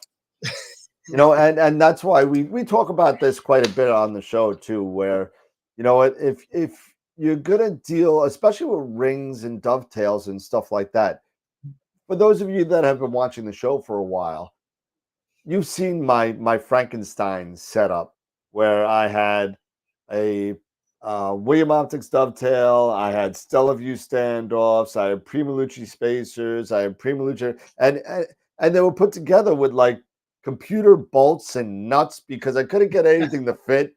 And do yourself a favor, if you're gonna build a rig, at least for the dovetail and the rings, get the same distributor. It'll fit. Absolutely. Yeah. Don't mix and match with that. And I know it's easy to do if you got a closet of death like I do. Oh, I got this piece. I can make it work. No, you know what? spend the extra bucks, just get it. You could sell it later, put it on cloudy nights, whatever. Just it'll save you a lot of hassle and frustration by doing that. Yep. I went into the when I was putting the risers on the 70 millimeter, Sure. went down to Ace Hardware, I guess maybe a month ago, and I was looking for an M6. You know, I think it was I have it written down. So I don't have to look for it again, but I don't remember. I think it was 90 millimeters, and trying to find, and I just by sheer luck, and it didn't have the socket head. It just had I think Phillips, but you know what? It'll work, and I mean, because it's gonna be hidden anyway. Mm-hmm. And it fit where it was, but and I walked in there and I was like, yeah, I need M6 with a 75 millimeter, the thread, and 90 millimeters. The guy looks at me and he goes, that's metric, right? I'm like, yes. So okay, so yeah, so that kind of. Any of you ladies out there will probably, understand where I am. But the guy looked at me and he goes, "Are you sure?" Like, Chop chop. So, and honestly, I'd had my husband pull out his, because I really didn't know what I was dealing with. I was like, okay, I need you to tell me what this is, because I know he's got the little things that you screw him into and find out. So we knew what it was. So but when I went in, I'm like, and he's like, well, we use imperial here. This is metric. I'm like, yeah, my telescope was made outside the country. Oh, okay. But I ended up finding one, but it was just by sheer luck. And he's like, I can't find it. He couldn't find what I was looking for, but I just started, pulling out all the little drawers until I found something that worked. But yeah, it would have been a lot easier if I had just stuck with, something that will fit the need, because it was a challenge. And it always is when you do that, when you kind of try and make things work. And you know what? Some people can make it work. Some people, I can't. I just screw things up. But it's like you gotta kind of keep things the same. And I'm not saying you have to buy all ZWO. I'm not saying you have to buy all Prima Luce or GSO or Explore Scientific or whatever. You don't have to buy anything like that. You can mix and match. But when you're dealing with certain things, like the infrastructure of your rig, your dovetails, your rings, those types of things need to be standardized. And what I mean by that, it needs to be purchased from the same distributor. And if you don't, make doubly sure that your whole patterns match up, or else you are going to be in a world of hurt. And Dan, that leads us into, people say, well, what kind of tool should I get? I mean, once again, this is kind of something we're talking about prep work, right? The 7 Ps, prior, proper, prevention, prevents piss poor performance. We all know that we should have 2 sets of hex Allen wrenches, right? We got to have imperial, we got to have metric. You always got to have a baggie of 1/4-20 hex screws and metric hex screws. And the cheapest thing that I can say that will save your butt in the long run, and I know, Eric, you and I have talked about this, but it's having a micrometer when you need to do back focus. I was grabbing mine. I knew where you were going. And you have a digital caliper. You must have. Absolutely. You must. This is a must have. And it took me 20 years to figure out that I actually needed this. I was sitting there with a metal ruler for the longest time. There you go. Get this. There you go. Get this. It's worth it. It's worth every penny. See, absolutely. Make sure you turn it off. That we should discuss, because, like Eric, you brought up a good point about computers, right? And what you should do with computers, and what kind of processor you should get, and how much RAM. Exactly. You're going to definitely be involved in maintenance in this. You're going to be collimating. You're going to be putting in dovetails, rings. So we should really discuss what are some of the tools that you've got that we find that we can provide to our viewer memberships that we can recommend to them. Right. Go for it. Go cheap. Oh no. Don't go cheap. Yeah. You buy cheap tools, you are just asking for headaches. You are. Again, you know what? You're spending all of this money, on this hobby, to get really cool, to get filters, to get these cameras, to get these scopes. Don't go half-seas or don't go cheap on the other things to maintain them, because you're spending all of this money. Make the investment to make sure that it's going to last you, a lifetime, or if you want, or if you're able to, and if you have family who are interested, you can pass it down to them, something like that. So, definitely calipers, a good digital caliper is a must. Yeah. It is a must. And it's not an expensive tool. And it's not inexpensive. $30. You'll get a really good one. You know what I mean? It's not. Yeah, and Dank also spanner wrench. That's one of the things. Absolutely. Yep. Well, the other thing, yeah, exactly right, Pete. Good. Delrin rings. Yeah. Delrin rings, man, are a lifesaver. I mean, well, the other thing that is, it's you can tell the difference in different tools. That if you get things that are made with tool steel, you're never going to have to replace the tools. If it's tool steel, it's super hard. You're never going to have to replace it. I've got tools. I literally have tools in my shop that belong to my great grandfather, and they are some of the finest hand tools I've ever used. The steel in them is like butter. It's smooth. It's hard as diamonds. I mean, it's just they don't make tools like that anymore. You gotta have good tools. There you go, man. Our strap wrench. Yeah, strap wrench, vitally important. Yeah. Every house. I'm sorry, but if you live in a house and you don't have a set of strap wrenches, you're screwing yourself. Literally. Another thing I would recommend. Another thing I would recommend, and this is for if I have them here. Hold on. I'm sorry if I'm over here making faces. I'm still watching trees. I'm like looking at my PhD too, because I can see my screen better. You can share your screen if you want. Yeah. I'll give you guys a little bit of astro trauma here. Like this is what I'm dealing with, just trying to get bodes. So I do that. If you guys can see these are really inexpensive. Hold on. Little filter wrenches. Yeah. Oh, yep. Yeah. I don't know how many times.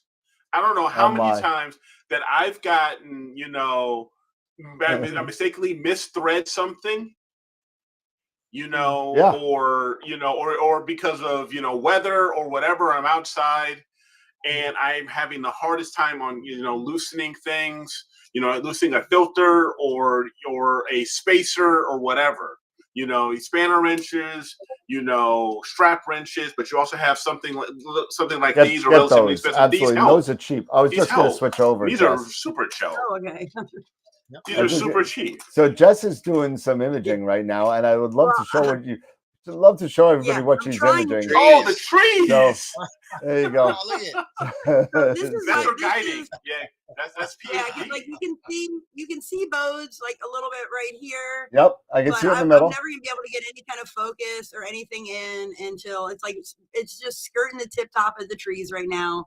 All right. So yeah, this is my life. So if y'all are seeing me making some crazy faces over at the screen, that's what I got going on right now. That's okay. Yeah, it happens. Yeah, and I just gotta say something that you don't. What's the music? I don't know. What are you doing? Trees playing Rush. So something that you never, ever, ever want to come close to your telescope with, ever, never.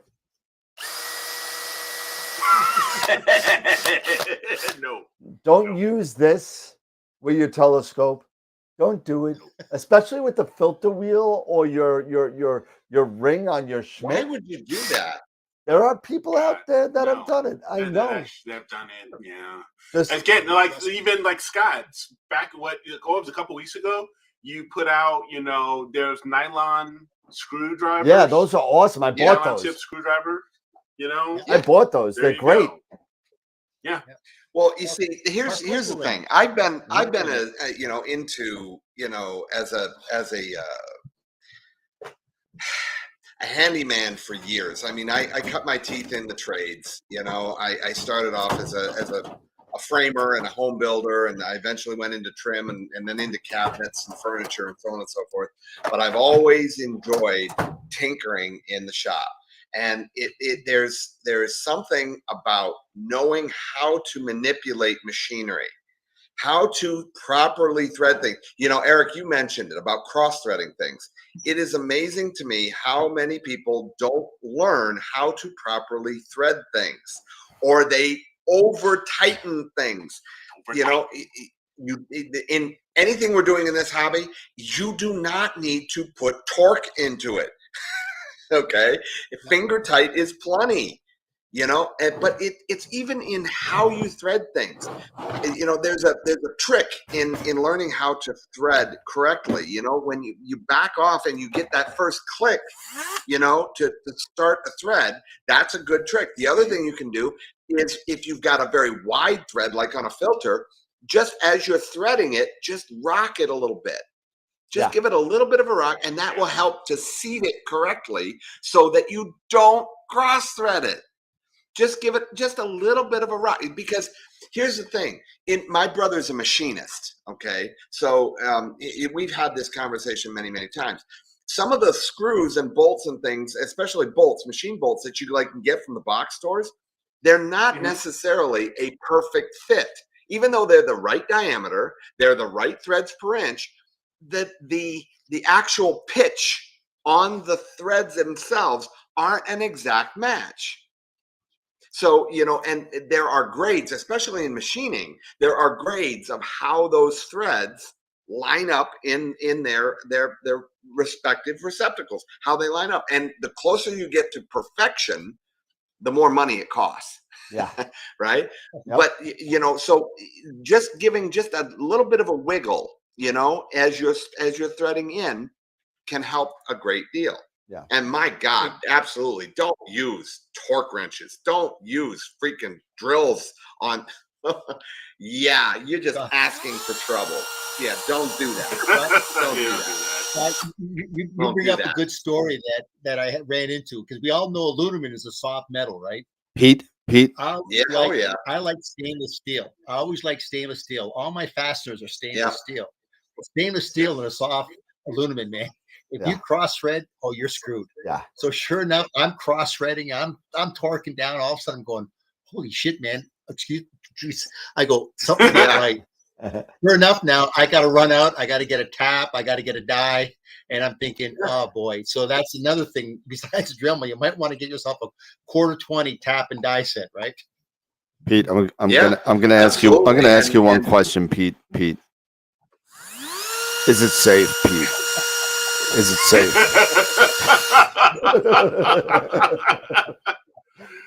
Oh God! Yeah, you're always going to run into a problem. So you're always going to run into a problem using hard metals and soft metals. Yeah. Agreed. Threading stainless steel screws into aluminum blocks, it is so easy to screw that up. Do yourself a favor, put a drop of just household 3-in-1 oil on those threads before you put them in there. Yeah. And very, very carefully start them, because Peter is so right. You can cross thread those things that fast. Mm-hmm. It's so easy to do. And just don't and as far as the tap and die set, don't assume that you know what the hell you're doing with a tap and die set right away. Watch some YouTube videos on it. And for God's sake, don't do it without oil. Make sure you've got cutting oil. Just call Dan. Dan's got everything in the crib. In the closet of Dad? No, these are real tools. These don't go in the closet of death. But and Scott's exactly right. I know you can't see me. I know you can hear me. But you know what? there are so many things that you're gonna, as you grow with this lifestyle of astrophotography, you are going to realize that you're gonna have tools like you never thought that you would ever have in your house for any reason whatsoever. Why would I have this in my house if I wasn't like a mechanic? You wouldn't. But you need this for astrophotography. You're going to need them.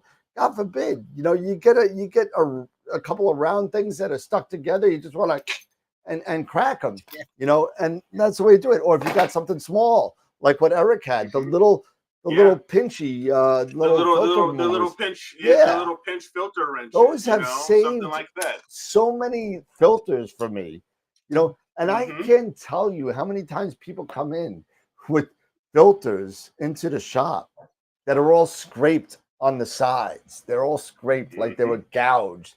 And what do they do? They do exactly what somebody said in the chat. Somebody said in the chat, they took a pair of vice grips and they tried to move the thing, and they scratched the whole thing up. And that's you don't want to another thing.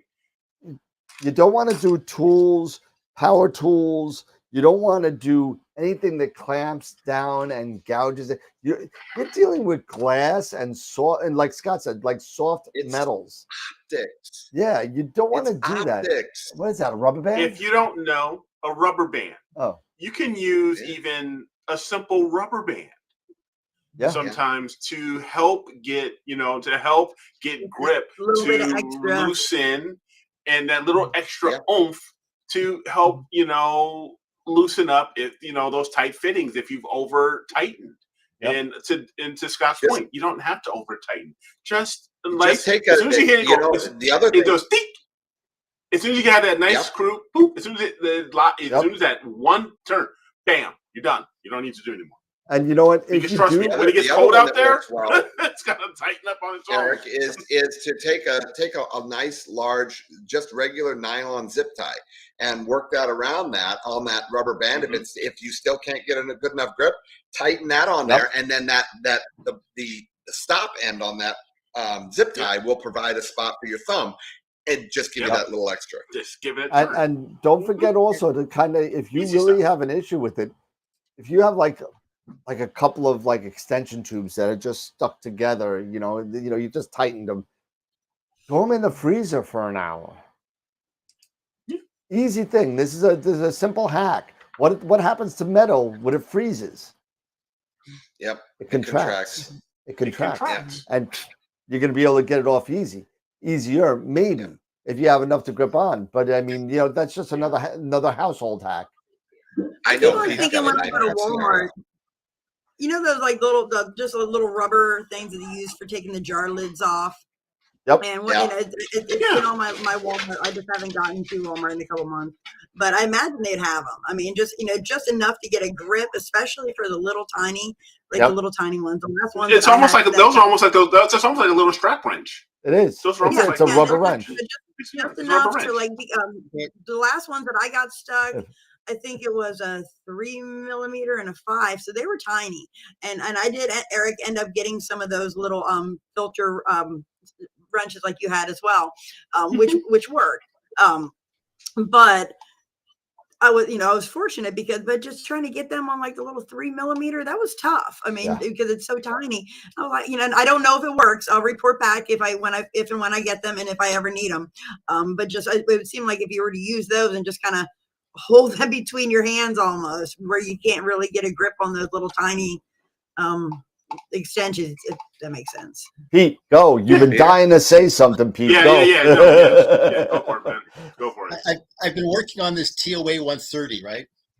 So what we're doing is I'm taking off the stock Takahashi focuser and I'm putting on the Starlight Express focuser. So I get the strap wrench and I'm pulling on it. I'm thinking, damn, this sucker is hard. So here's some other information. Before you do anything, take the time, look through, make sure you inspect it. I couldn't believe it. There was an M1 set screw that was tightened down into it. I had to pull it out. As soon as I pulled it out, a grub screw. I can go ahead. I could just pull out the stock focuser. But I mean, you're sitting there and you're thinking, Yeah. okay, well, God darn it, I'm going to just torque it down, and then that's right. So if it Talk doesn't about move on that regrooving first, something. Good God. exactly. So I mean, as I said, if it doesn't move on that first little, don't push it. Just Don't force it. You probably got a hub screw in there somewhere.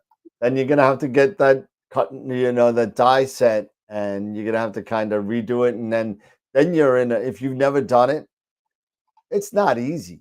I mean, it's not an easy thing. It's nerve-wracking. You may even screw it up even more than what it's already screwed. Tap and die. They're both just as bad. In aluminum, tapping is relatively simple because it's Well, nice you're dealing and soft. with the soft metal. But if you're trying to tap stainless steel, you have to use cutting oil. You can't. Don't try to do it. You'll break that tap. You'll break it. And if you start it in slow, right? And you cut and then back out, blow it out, add a little more oil, cut, turn, back it out, and work that in. And eventually it'll spin. Yep.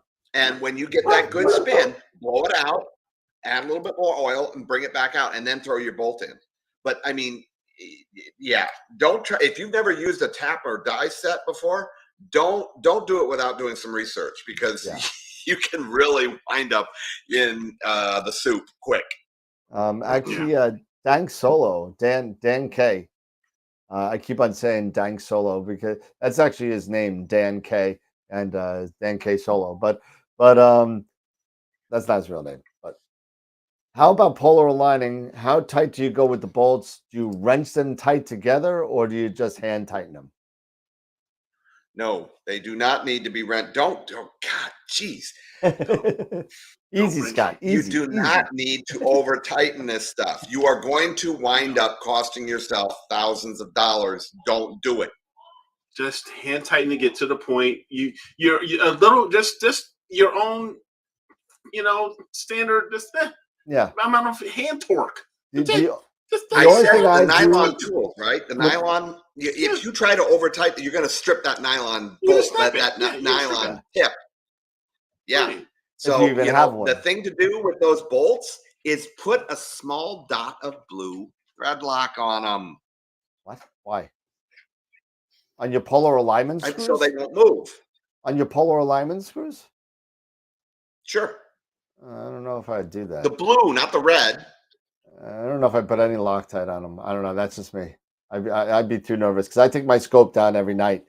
So I don't know if I would do that because.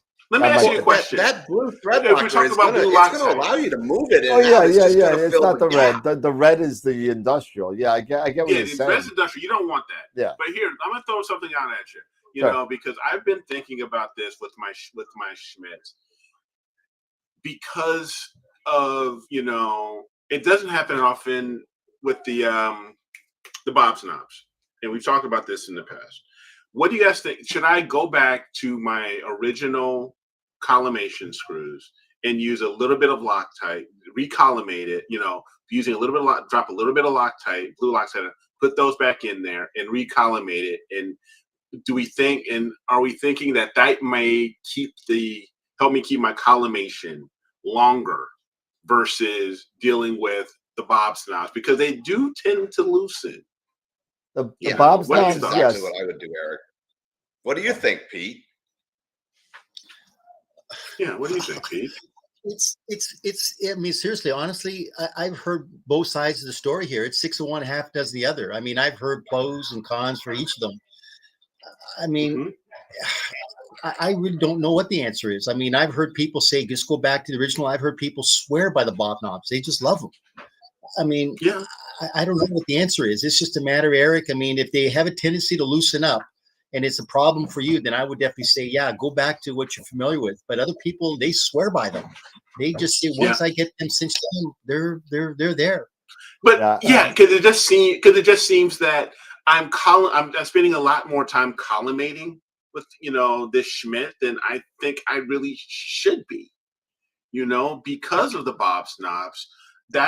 I think I tend to, because I check all the time when I'm using these Schmitz. I check all the time, just with my tri-batten off to see how well, and it just tends to show up that almost not every time, but maybe like every other time, I've got to recollimate again. I would love to see if you actually have a difference by going back to the actually original screws, or maybe it's something else, because I'm one of the guys with the Bob. I love Bob's knobs. I haven't done Schmidt's in a long time. I you know, now that I've purchased the little nylon tip screws that Scott showed us on the show, and I purchased them. I may not go with the Bob's knobs, because why bother? Because the original reason was to have that, you know, not only a thumb screw, but you don't have to use a screwdriver and smash your right. primary And that was one of the lens. reasons why I was thinking about going back and maybe grabbing, you know, a set of the ceramic. Yeah. You So I mean, right. You know what? Like Pete says, it's a really what works for you kind of question. Right. You know, if I've always used Bob's knobs, I've never had a problem with Bob's knobs. However, you know, just to tip off on that is that I haven't imaged with a Schmidt in 15 years. So, you know, things may have changed, but I'll tell you, as far as visual with a newt, Bob's knobs are the way to go. You know, with a Dob visual, Bob's knobs are the way to go, because you know what? It makes it easier. Because if you drop your screwdriver, I don't care, nylon tipped or not, from 4 feet high, because you're at the top of a secondary on a 4-foot Dob, that may create a problem. I don't care, nylon tipped or not. That plastic on it, you know, something's going to happen. But Bob's knobs help. Now, I've heard the same thing from, like Pete has, that Bob's knobs move the mirror. Bob's knobs are great. Bob's knobs to do this, they loosen up. They're nylon. They stink. You need metal. You know, bottom line is, if your images are good and you're getting good results, if it's not broke, don't fix it. That's my outlook on it. Right. Well, I mean, you know, one of the big reasons, I think the biggest reason why blue thread locker is even a thing is because of the inaccurate mating between the bolt and the nut, if you will, or the plate. That you know, if you've got a bolt that fits with a machinist precision in there, you're not going to get blue thread locker in there because it's a perfect fit. Right. So the reason that thread locker is there is because of the slop, the backlash, if you will, the slop between the threads. That's why it's there. So if you've got that in there to fill those gaps, then it's going to minimize any movement between those two pieces of metal, the bolt and the plate. Yeah, I could just see. I got a thing with thread locker and mirrors and stuff like that. It gives me the willies. I don't know. I'm not talking about a lot, Daniel. I'm talking about a dot. Yeah, but I think we need to think a little bit about our audience as well, because you know, we need to say that.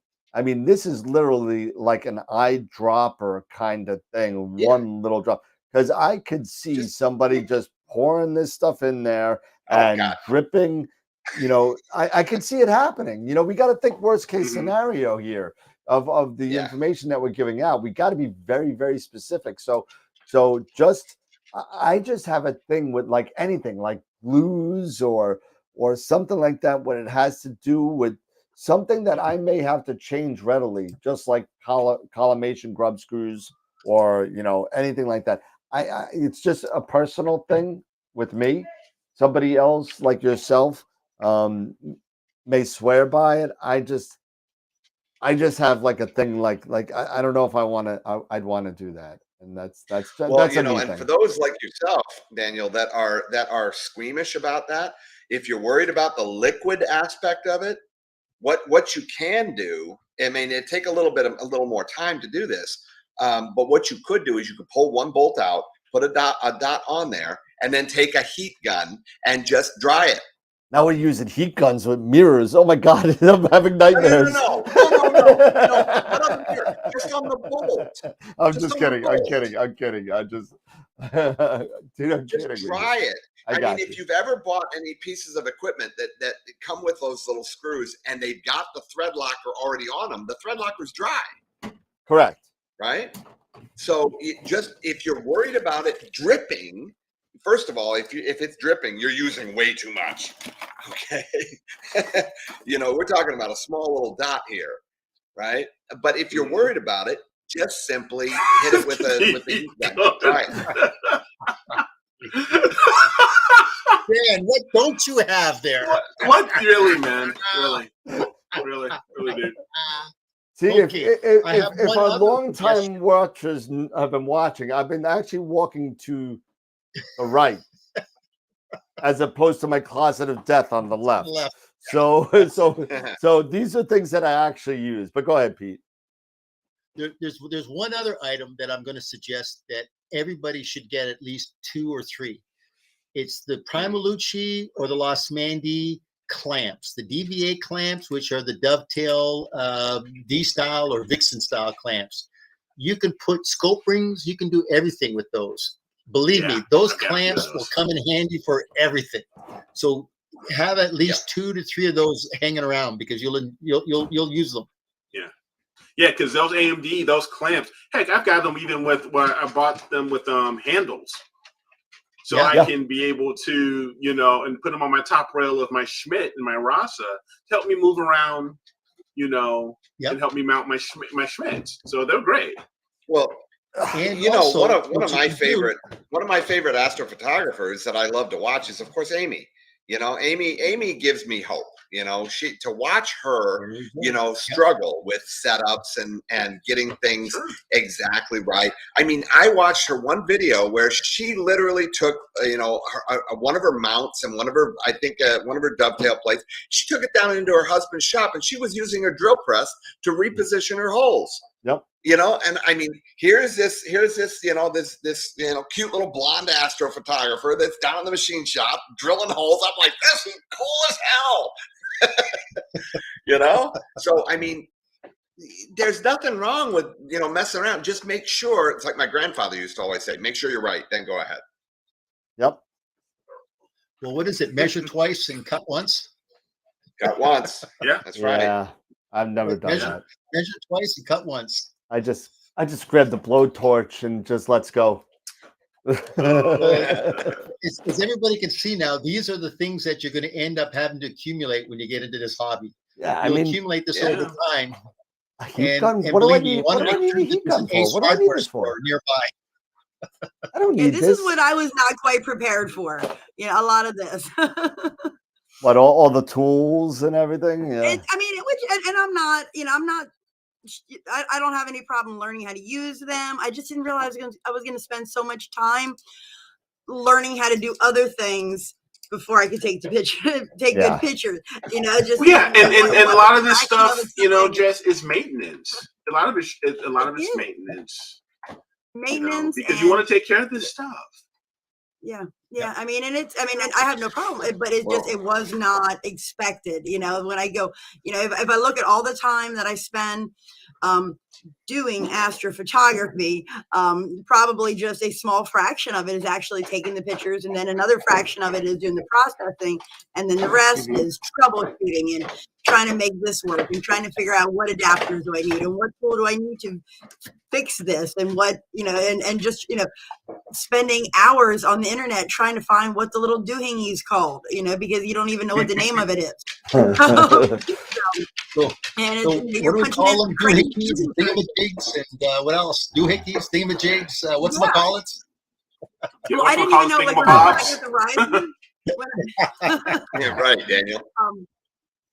I didn't even know what they call the risers. When I got them, I was like, something to make my telescope stand up. And I mean, the risers. As silly as it seems, I just didn't know that that's what the name of it was. Like, oh, it's a riser. Okay, that makes sense. And here I've been trying to Google, something to put, in between this plate and the, just anything I could think of until I got, some kind of a hit. I'm like, that's it. That's what I'm looking for. Now I have a name for it. So yeah. When I first got the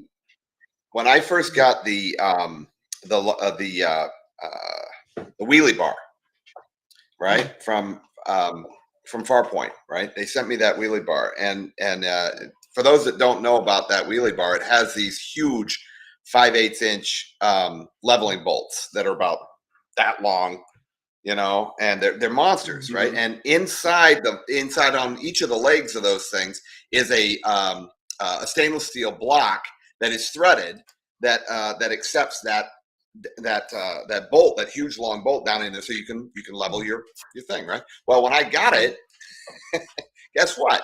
One of those blocks wasn't threaded. It wasn't tapped. Now, here I could have set the whole thing back and taken, 2 weeks, 3 weeks, a month, whatever, for them to figure it out and send me the right one.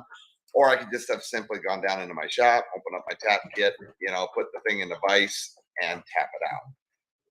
And that's exactly what I did, and it took me all of 30 minutes versus having to send it all the way back to California. And that kind of stuff happens all the time, man. It sure does. It really does. And you know what? I'm learning all sorts of new hobbies along the way. Yeah. Yep. And you'll continue to learn more. Mm-hmm. We all Jess, will. You will. Jess and Dan, you can attest to this. Imagine being in our shoes where somebody has just got this and they're new into the hobby and they don't know the actual name of the certain parts. And they go, well, that thingamajig. And I'm going, no, sir, I don't know what the thingamajig is. You've got to be more specific. What are we talking about? Well, that thing that just sits there is that little doohickey that I kind of tighten up on. I'm going, no, I have no clue. Are you talking about the saddle? I mean, the one thing I've got to say is that if you're getting into this hobby, know the nomenclature of the component parts. Because when you got to call, you got to get some information. You got to know that the guy you're talking to doesn't know what the hell a doohickey is. Or at the very least, know what it does. Know what it does. The thing that does that thing that you put on the top. You can't. What are you talking? Beer cap? What? I mean, it's like you're talking to a mafia lieutenant. I'm going to see a guy about a thing. Yeah. Remember that guy that we went to the place that time? We saw that thing with those people. We did the thing. The guy with the thing. Bada bing. Anyway, you kind of help the customer, and he's getting frustrated, and you're going to say, "Can you imagine, sir? I got to know what you're talking about because I have no clue." Yeah. Are we talking about the saddle plate? Are we talking about the mount? Are we talking about the dovetail plate? You got to know the nomenclature of the item that you're going to be discussing. Yeah, I mean, you and I deal with this all the time, Pete. When we're dealing with customers trying to build whether a $2,000 rig or less or a $200,000 rig, we deal with the same thing. And half the time, the people that are spending, I have had conversations of dealing with people that are building rigs, like 6-figure rigs, and not a clue. And and just for an example, there was a situation regarding periodic error, and this gentleman or this lady was really, really narrow, kind of about just a periodic error. Oh, it's too big. It's too big. It's too big. It's too much. I said, well, what do you want to do? What do you? Yeah, well, I want to guide and take 10-minute exposures. Okay. Well, what telescope do you have? I'm expecting to hear like a 1 meter telescope or something like that.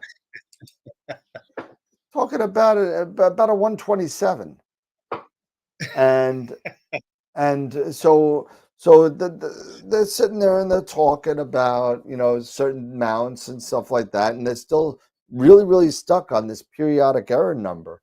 And the person ended up purchasing the mount with the largest periodic error of any mount that I've ever seen. And Rainbow Mount, even though it's an awesome mount, has a really high periodic error, which means stars drift at a faster rate because of the way the telescope is machined. I'm sorry, not the telescope, but the mount is machined. And And the whole thing is that, because we're able to hold a lot of payload on those mounts, and the design of a harmonic mount does have a relatively high periodic error. Even though it has a high periodic error, it can be corrected. We could do be things. trained out. You could program it. You could do PPEC. You could do a whole bunch of stuff to take care of it. Yes, an Avalon has like a 3 periodic error or 2.5 or whatever it is. Yes, the harmonic mounts have about 30. So that being said, you're going to be able to guide for 10 minutes on a 127 on that mount without even blinking, Right. but the whole thing is that you got to kind of realize when you're doing research on purchasing a large item, like a high ticket item, I think it's a good idea to actually do your due diligence and talk to the people that have those equipment. Have that equipment. Scott has a rainbow. I went to Scott, and I went to Pete, who sold Scott the rainbow mount, because I wanted to get more information. If I wanted some ZWO information, I'd go to Eric. If I wanted to learn how to build my own Raspberry Pi, I'd go to Jesse. But seriously, we all have our own things that we contribute to this, and we all help each other out. So do yourself a favor. When you're sitting there and want to purchase them, do your due diligence, talk to the people that know what they're talking about certain equipment. If they have it, if they've done it, if they've taken pictures, if it does well, you'll be fine. Dan, that brings up a good point, because what I always tell everybody is I'll give them information, and I'm going to say, sir, whoever you use, ask them to send you photographs. Ask them to show you samples of their work, because if they can't, then you're just dealing with a salesperson that's just going to sell you anything. He doesn't know what you're getting yourself into. Whereas with somebody who actually is working with you and is an actual astrophotographer, he's going to know what you're getting yourself into, and he's going to guide you through the pitfalls that he's already learned. And that is so true. There's so many people out there that are very good, but you got to do your due diligence. And this is kind of a message for the newbies out there, that if you're getting into this hobby from visual to astrophotographer, whoever you're going to use, make sure you ask them to send you some samples of their work so you can see that they actually are doing what you're getting yourself into. That's right. Whew. Man, I was on a banter for a minute. You're on there. You're on your soapbox for a while, for a minute. That happens. Well, yeah, it does. So I did see. I'm gonna order, because I don't know if I have my collimation screws. I know you set up the bob knobs for me there, Dan. Yep. I don't know if I have the collimation screws there in the box, but I did find some butterfly nuts. Well, I did. What I do when I set them up, I always take the original screws and I put them in the Bob's knob, yellow packet, the little manila envelope thing, and I put it back in there. So you have the screws. Okay, it's in there somewhere. Yeah, it's in there. So in the box there. I never throw them out. I never not return them, because you know what? It's your stuff, so you get it back. Is that true? What am I going to do with I found on Amazon. Yeah, so I found on Amazon some butterfly, some stainless steel butterfly nuts. So because those would be just as good, because they're you just twist them and loosen them or whatever, makes it nice and easy. So yeah, I'll give those $6. Give it a shot. Yeah, absolutely. What else we got? Getting any questions here? We got giveaways to do. We got giveaways. Oh yeah, go for it. We had a couple. We got 2 giveaways, and so tonight we're giving away another. Like we're doing pretty much every Friday till the end of the year. So if you're new to the channel, thank you for coming down and hanging out. But we pretty much every Friday, with the exception of a couple that are sprinkled throughout the year, so we could go to the end of the year. We are going to be giving away a Masters of Pixinsight free workshop. And the next free workshop is working with narrowband data. So, that's going to be really cool. They're doing it from a one-shot color and mono aspect. So we're going to take a look at that. And also, we're going to be giving away, and I got to say thank you to Andras, our prior winner on Wednesday night, decided to donate his $50 Camera Concepts gift certificate back to the group. So we're going to be delivering that back to the group again tonight. So we got 2 giveaways tonight. Let me load it on up. And what do you want to do first? Camera concepts. Camera Concepts. Okay, let's get the Camera Concepts up. Go ahead. And where is it? There it is. Mars Cam giveaway. And I still have this. Actually, give me 1 second. Actually, give me 1 second. I just want to update the wheel. Last time somebody joined and I didn't get them, so I want to make sure I get them right now. So give me Pete, 1 it second. looked like you had something you were going to show. Yeah. Did you have something you wanted to share, Pete? Peter? Nothing. Oh, I was just talking about parfocal rings. Believe me, these parfocal rings are another thing that they're inexpensive. If you use them for like guide cameras, and if you got say 2 or 3 different guide cameras, which we call the lipstick cameras, because they're 1.25 inches. What you'll do is you'll actually slide these into the body, and then the grub screws you set, and now you can interchange them whatever telescope you got, and you'll definitely be you'll be in focus. Oh, so you stay in focus. Oh, nice. You stay in focus. So they're called, basically parfocal rings. They're inexpensive, but believe me, they come in like 2 inches, 1.25 inches. But these are something that you can definitely get and just kind of keep in your little closet or your little box, just as extras. Nice. Yeah, that's a time saver. I'm just doing it right now. So here's going to be the CCTS. So Josh just mentioned IP for AP is doing free for the weekend. They are. Okay. Nice. What are you doing, Rocky? Nice. Huh? I think I'm about ready to throw in the towel on this mess over here tonight. It is cloudy now. Of course it is. Of course it is. Yeah. So all you watchers, viewers out there, I'm sorry if I'm making I really need to school my face right now. I'm on spring break. My first day of spring break, and I'm like, it's clear. I get an edge. Yeah. All right. So here is the CCTS. We have 30 people that are now in the spinoff. So here we go. All right. $50 to give away to Camera Concepts. Here we go.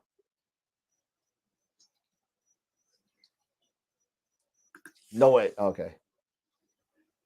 All right. Here we go. Waltz Treebergs. Ooh, Waltz Treebergs. Let me write that down real quick. Waltz Treebergs. And congratulations. You have won $50. And we've streamlined this to get this done really well. But you will receive an email from me to fill out some information so I can put you in our system so I can give you a $50 credit. But you have a $50 credit on your account at Camera Concepts. And I'm writing it down, Treebergs. I hope I said that right. So, all right. So that's that one. Oh, what was that? Oh, that didn't sound good. That didn't sound good at all. I think it was just a pen, but that's okay. All right. So let me grab the image of the week. MSG Go. Oh, Islanders won 3-0. Woohoo. All right. There we go. And where is image of the week? AstroWorld. Just give me 1 more second. I'm going to upload this one real quick just to get this one right. And raffle press. And we got the IP for 8. How do you get entered for these drawings? Well, Norm, what you'll have to do is you can go to AstroWorldWeb.com, and there is down at the bottom there is a list of the different giveaways that you can actually sign up for. Yeah, there's 5 of them now. Just send me $100. I'll take care of it for you. Oh my goodness. Oh my gosh. It never ends. Yeah, no. Oh, that's not it, guys. Oh, Scotty, I swear. I know, man. I know. You didn't win, Chris. Sorry, that was an accident. And we're doing IP for AP. And you had premature spin there, did you, Daniel? Yes. Hey, so we have 34. Well, I'm sorry. Let's get rid of the top one because he's part of AstroWorld, so he goes by. There you go. So we got 33 entries for the. This is for the IP for AP or the Masters of Pixinsight workshop. So let's go. And this is for real.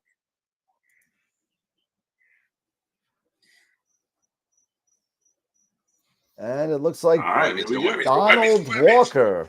So Donald Walker, congratulations. You have won a free Masters of Pixinsight workshop. Their next workshop is, I believe it's the Tuesday, the 26th of April. And that is going to be working with narrowband data. So if you don't want to use that one, that's fine. You're more than welcome to use it for any future workshop, and you'll be receiving an email from Peter Poole and myself on congratulations and all the information on the giveaway. So congratulations. Congrats. Hot diggity dog. Absolutely. Congrats to all the winners. And that was a pen that sounded like it broke, so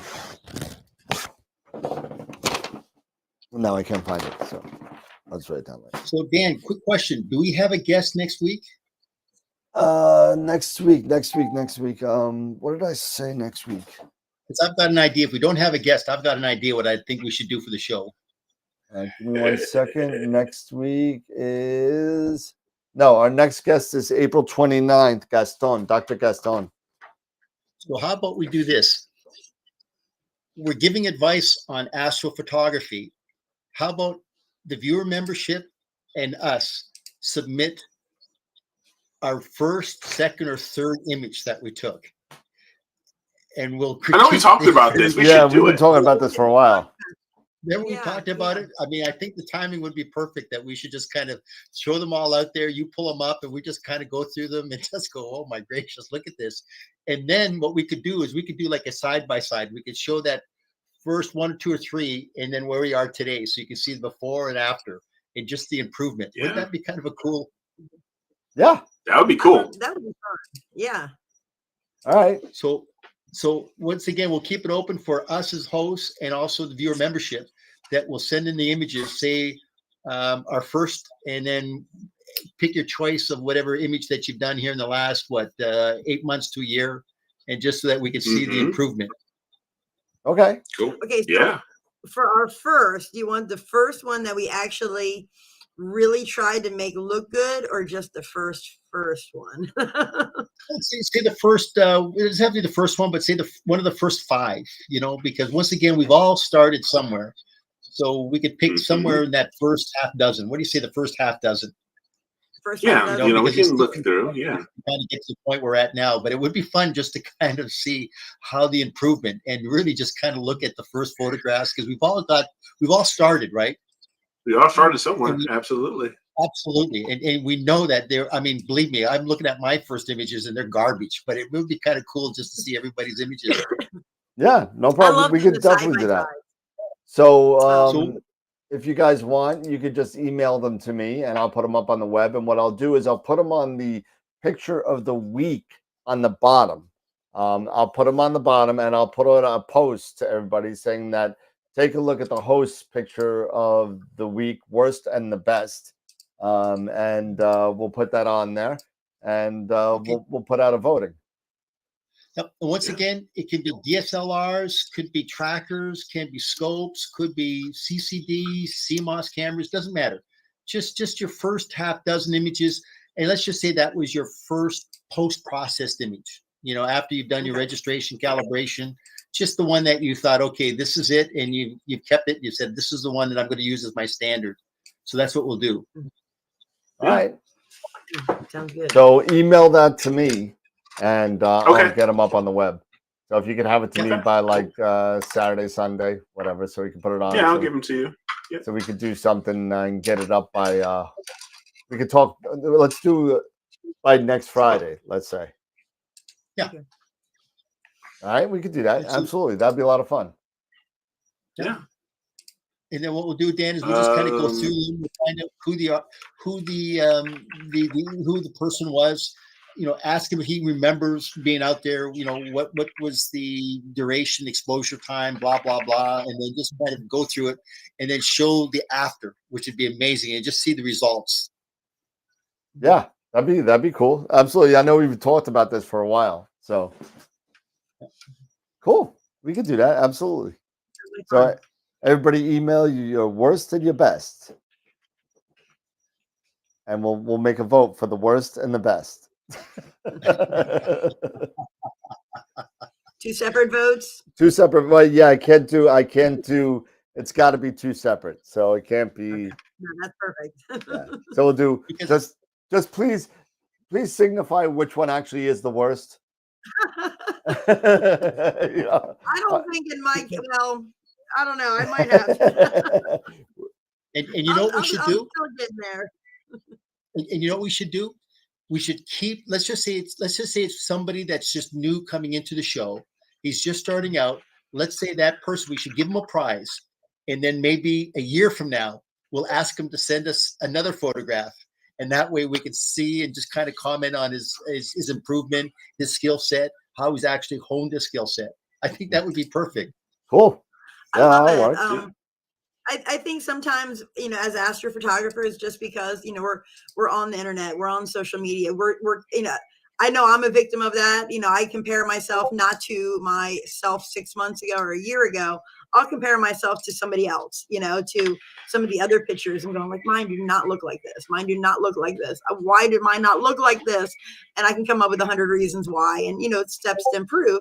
But when I look back at the pictures that I took, when I can put them side by side, I can see that even though I'm not where I want to be yet, I can still see them like, oh, okay, I needed to put them side by side and see that improvement. I think people do need to do that. You know, we need not compare ourselves to everybody else out there. I mean, there's people out there that have ridiculous amounts of money to throw at this and, you know, tons of time, and not everybody does, you know. But let me tell you also something, because you just made a comment, Jesse. It's like, you know, throwing lots of money at stuff. Sometimes it doesn't necessarily always take a huge amount of money. It takes patience. It takes patience to learn your equipment, you know, and patience to learn, you know, post-processing properly. You know, things like that, patience to watch YouTube videos and stay interested in this stuff. So it's not always about, you know, throwing gobs and gobs of money at stuff. It's about, you know, it's about the journey, right? Because not everybody has, you know, has a budget of the high 5 figures or 6 figures to do this type of stuff. You know, some people are fortunate and they can. You know, but others can't, and they, you know, and you just have to learn to do the best with what you have. I mean, I'll be the first one to say I don't have a lots of money, but you know what? My wife, on the other hand, she can keep saying, "How much did you spend on this stuff?" Like, and then I can, I guess a lot of money is kind of subjective there, but. It is subjective. It's subjective. It's subjective. It's just, you know, I'm the first one to say this. I'm the first one to say, you know what? I may not be able to at some point get, you know, like say ASI 2600, but I can probably afford the 533, you know, and it's a good camera, you know, something like that. So right. That's all I'm saying. That's all I'm saying. You know, Eric, no, but you definitely. Go ahead, Jess.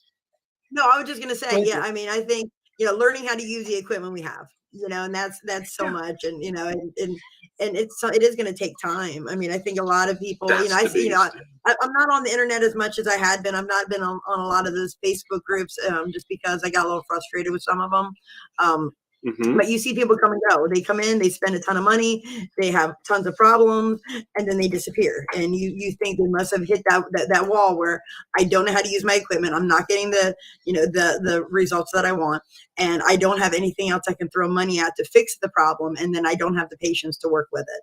And then they just throw their hands up in the air, and then we've lost somebody from the hobby. Yeah, and the key thing is not always having to throw money at it. It's the patience. The patience. Because money can't fix everything. Money can't fix everything. No. Well, Eric, that brings up a good point that maybe what we should do then, and Dan, this is kind of why we're here and why we do this show, is that let's just say that we've gotten a new member that has just started. He doesn't have a lot of money, but he really does like this hobby. And so we see that first image and we vote that, guess what? That is the worst first image. The prize that he should get then is he should definitely be able to get Masters of Pixinsight. In turn, then we can ask him to say, okay, you've kind of got this, you've gotten to Pixinsight, you've kind of learned, you're starting to hone your skill set. The caveat is that a year from now, we got to see your next photograph, and let's just kind of see what the marked improvement would be, because that's kind of what we're here for. I think that'd be great. That'd be cool. I think that would be great. I think that would be great. I think I think that I would also encourage our membership, because a lot of them have been with us for some time. It also encourages those viewers and our members to say, hey, bring in other people who are interested in this hobby, who may not have, that the skill yet. They're novices, they're just getting interested in this type of stuff and getting into astrophotography. Bring them in, and have them, if they're just getting out there. Like when I first got started, I had just my simple orange C8, Nexstar 8SE, and I took my first and I had a DSLR. That's all I really had. I hooked that all up, and I took my first shot. So those people who are just really getting started, that's why I'm asking our viewers, if you know people who are just getting started, who are interested in this hobby, share the show. Sharing is caring. Share the show, bring them on in so they can get, the knowledge that you've been, and that information that you've been getting, and have them share those first photos. And then we can take a pic on, hey, we're not disparaging you. Hey, this is the worst photo, but you know what? We can see that, hey, you're interested. Here's Absolutely. A little something, out of those, how many people there are. You put in, hey, this is my worst. This is I'm new to the show. I want to participate. This is my first AP photo. Hey, put me in the wheel. Sign me up for this, and yeah, we sign you up for a free session of IP for AP or Masters of Pixinsight, so you can start learning. I agree. That sounds awesome. Yeah, I think that's really good. Some audience member is going to absolutely enjoy that, and that's right. That's kind of what we really are reaching out to, right? I agree with you 100%, Eric. I think that's a great idea. So why don't we do that? We'll do. This is going to be kind of cool. So we'll do another giveaway, that is based on the photos that we decide that has the beginning skills that can get the most out of it. And we would give that away. Yeah. And this strictly, and I say this is strictly, we keep it as strictly, this is something, the giveaway is for, a session of IP for AP or Masters of Pixinsight. Yeah. I think that's, we target it towards that, you know. Yep. Absolutely. So that's actually very cool. We'll set that up on our off time, and we'll figure out the logistics of that. So.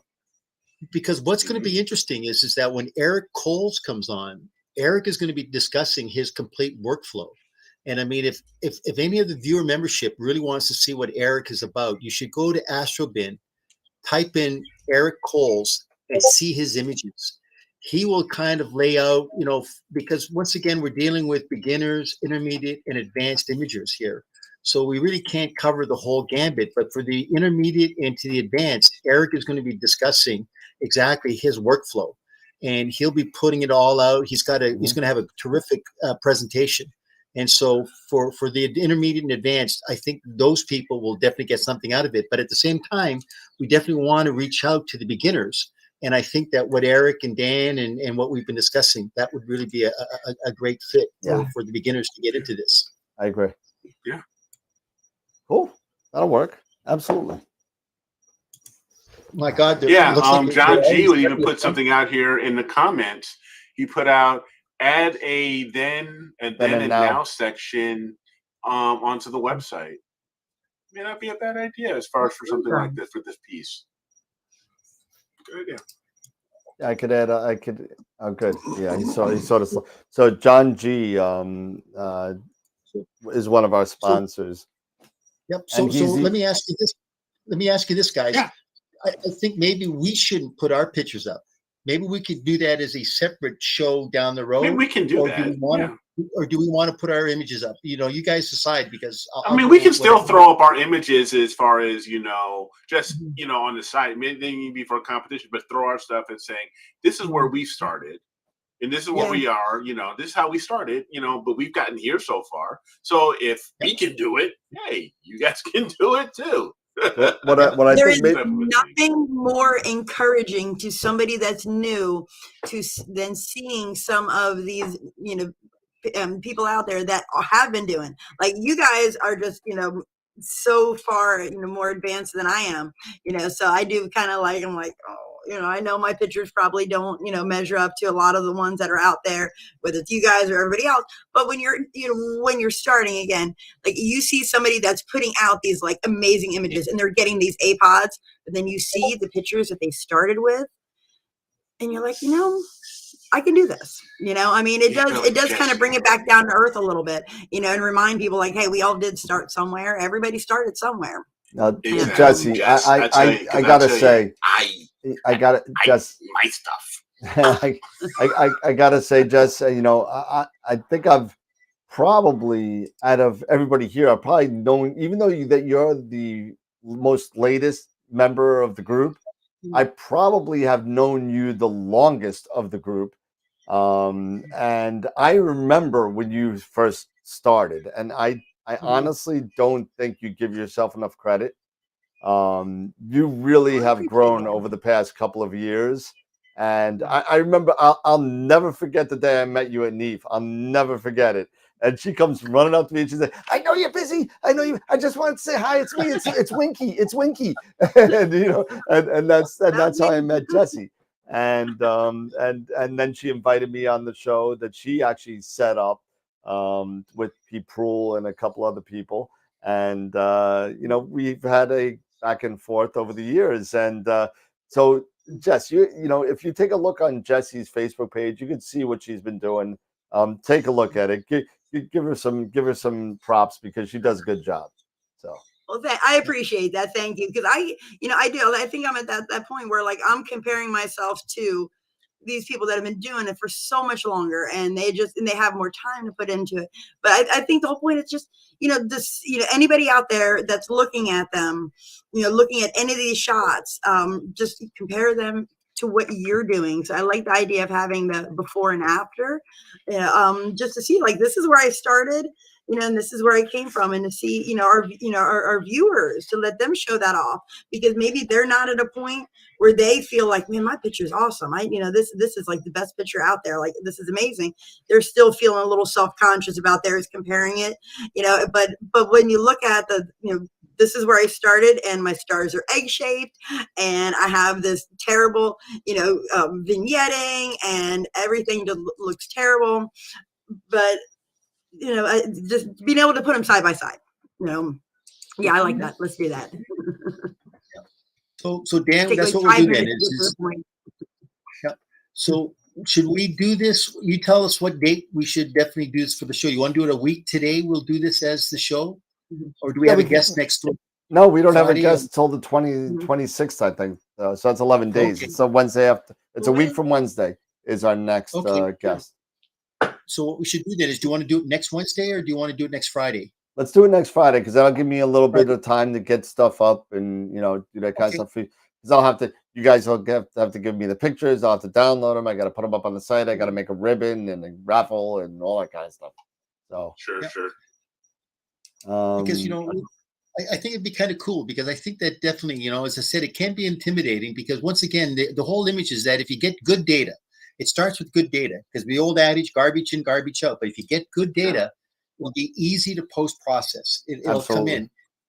And I think that this is going to be the format that, with the guests coming up, because, Dan, you've got your guests. We've got Eric Coles coming up. Yep. They're going to be showing you their workflow. And as I said, it's going to be a little overbearing for beginners. But as I said, you got to learn the baby steps to get into that intermediate phase. And then from the intermediate phase, you'll graduate into that advanced phase. But believe me, it's a process, but you'll get there. You'll definitely get there.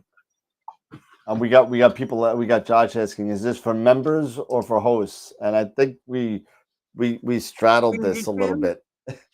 Yeah, for everybody. I mean, what do you think, guys? For everybody, or just to membership? You guys, members is fine. Yeah, we do one for members. I mean, we can put ours up. Yeah, we can start with members. We'll get ours up there eventually. And I think that like the contest doing for our viewers. Yeah, the contest is for the viewers. I mean, that's what it is. So, and again, if you don't feel, please, if you don't feel that you would, and I don't think anybody out there thinks this, if you don't feel that you would benefit from a yearly subscription to IP for AP or a Masters of Pixinsight class, feel free to send us images, but tell me not to put you in the wheel, or not put you in the running. We have some people out there that, we have our first picture of the month winner. We have a bunch of pictures of the week winners. These are people that have done really, really good things, but even they can improve as well. So that being said, if you don't want to be in the running on it, just let me know on the side, and we could do it that way. And then, and I've got a question. Who was the winner? Was it Chris that was the winner of the picture of the month, right? Yeah. So Chris, I'll put it back on the screen again. Here you go. There's the picture of the month winner. I'm going to ask Chris this question. Chris, I want you to send me your first, second, or your third initial image post-processed, so that people can see where you started to where you are now and how you've done that, so people can see that transition. So definitely, Chris, I'm going to ask you to do that on our behalf. And people are asking, you know what, just for the time being, since I don't have the link up right now, I will give everybody the Google Drive link right now. And give me 1 second and get link. Or do you just want to wait until you get the link up or get everything set up and then make an announcement on either through Facebook or something? No, because then people could get it to me now, but the link is forthcoming for you to get there. So let me just where's the I have too many windows again. Towards this, what was that? The dog? The other thing we could do, Pete, is do something kind of akin to your tagline, if you will, the buy once, cry once, where people showcase where they started, and how quickly they got to a rig that had solid equilibrium, that worked, versus something where they just hunt and peck, trying to find that elusive equilibrium, with a hardware environment. Because it's important to remember that what we do here is not just software; it's a mix of software and hardware. And if your hardware is suffering, I say it all the time: get it in camera. Yep. Get it in camera. And if you're having to do a whole heck of a lot of adjusting within software, it's much easier to get it in camera. Now, you're not always going to be able to do that. Some things you're just going to have to, because of limitations in hardware, but, having something like that too, where people, say, hey, here was my first scope. Here was my first attempt at a rig. Here was my first, look at visual versus my astrophotography delve, where I jump in full feet, things along those lines. I made that suggestion in the admin earlier this afternoon that we should have a section for buy once, cry once. Well, let me ask you this, Scott.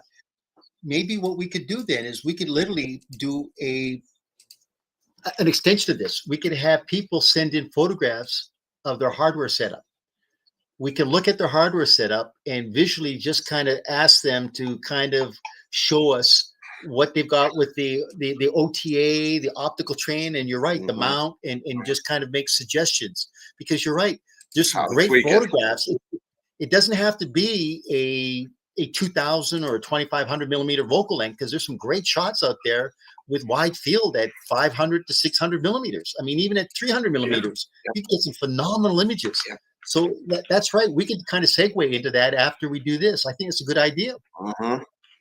And speaking of the buy one's cry one's statement, and I don't know, Pete, if you've seen this or not. I don't know if anybody has actually read this. But first week in April, I put out the second edition of the AstroWorld newsletter. And I kind of changed it a little bit. Okay.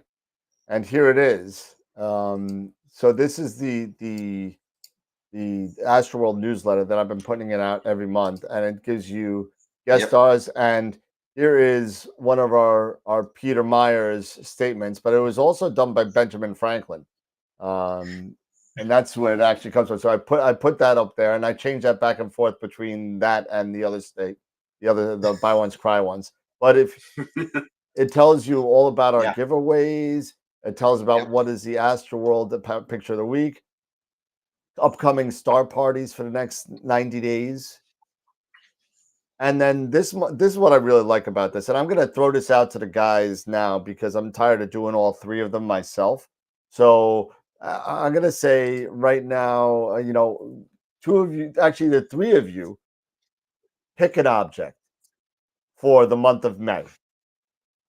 Let me know what it is and just write a little thing about the object and how easy it is. So one is going to do the beginner one for beginners. One will do intermediate, and then one will be advanced. Okay. So a celestial target, Dan? A celestial target to image in the month of May. Okay. So, all I did was take a picture and put a little description on it, like 2 sentences on what it is, and that's it. And I'll take care of everything else. But if everyone could, like, Jesse, if you want to do a beginner one, Pete, Eric, Scott, you want to split up between intermediate and advanced, whatever it is, I don't care. But let's talk about that after the show so we could set that up. We can talk about it. And then it has the links for the website and all of our other social media and everything else. Of course, the tagline at the bottom. And that's it. So take a look at that. I'll be putting this out every month. Sounds good, man. I kind of like this. This is kind of exactly what we're trying to do, is to kind of spread the gospel, and all of us can contribute and provide our knowledge. And I think that we're definitely reaching out to beginners, to intermediate, and to advanced. And case in point, everybody's been raving about the guests. That's the good thing, is getting some phenomenal guests that take the time, and all the guests, they've enjoyed it. Yeah, I've reached out to them. They absolutely love coming on the show. It's very informative, very giggles and laughs, and they just absolutely say, Pete, please, can I come back on? So we can always reach out to them. Yeah, so we will definitely set the guests up. Yeah, well, that's good to hear. And we got a bunch of guests coming up. Pretty soon we're going to be heading up to Cherry Springs Star Party. Yeah. And I know that we were talking offline on looking into getting down to Cherry Springs. At least some of us coming. I believe we were talking the last week in July. I think we were talking about. I know there was talk of it. Yeah, like that last week of July. Could you do a live show from Cherry Springs, Dan? In June, I'll be doing a little bit of something. I'll throw stuff in there. It's gonna maybe have to be a Zoom meeting as opposed to this, because Zoom will work from the phone. Unfortunately, Melon and this will not. So we would have to do some sort of Zoom meeting and just go live right to YouTube. And we'll definitely do that a couple days. And in a week from tomorrow, I think I'm actually going to meet up with the prodigal son. Jason Janes is going to be in New York City. Jason is one of the original three, the original trio. That he's been working like a mad dog now. We miss him, but he's going to be in New York working in New York, and I'm going to be ended up just like Eric met with him in Chicago when he was there last month. He's going to be in New York this month, and we're going to get together for dinner in Manhattan and chill out. That's awesome. So, that's going to be fun.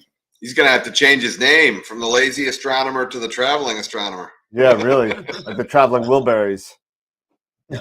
Well, I'm going to make my suggestion right now for the May celestial target. I've already got it, and I'm going to make the suggestion.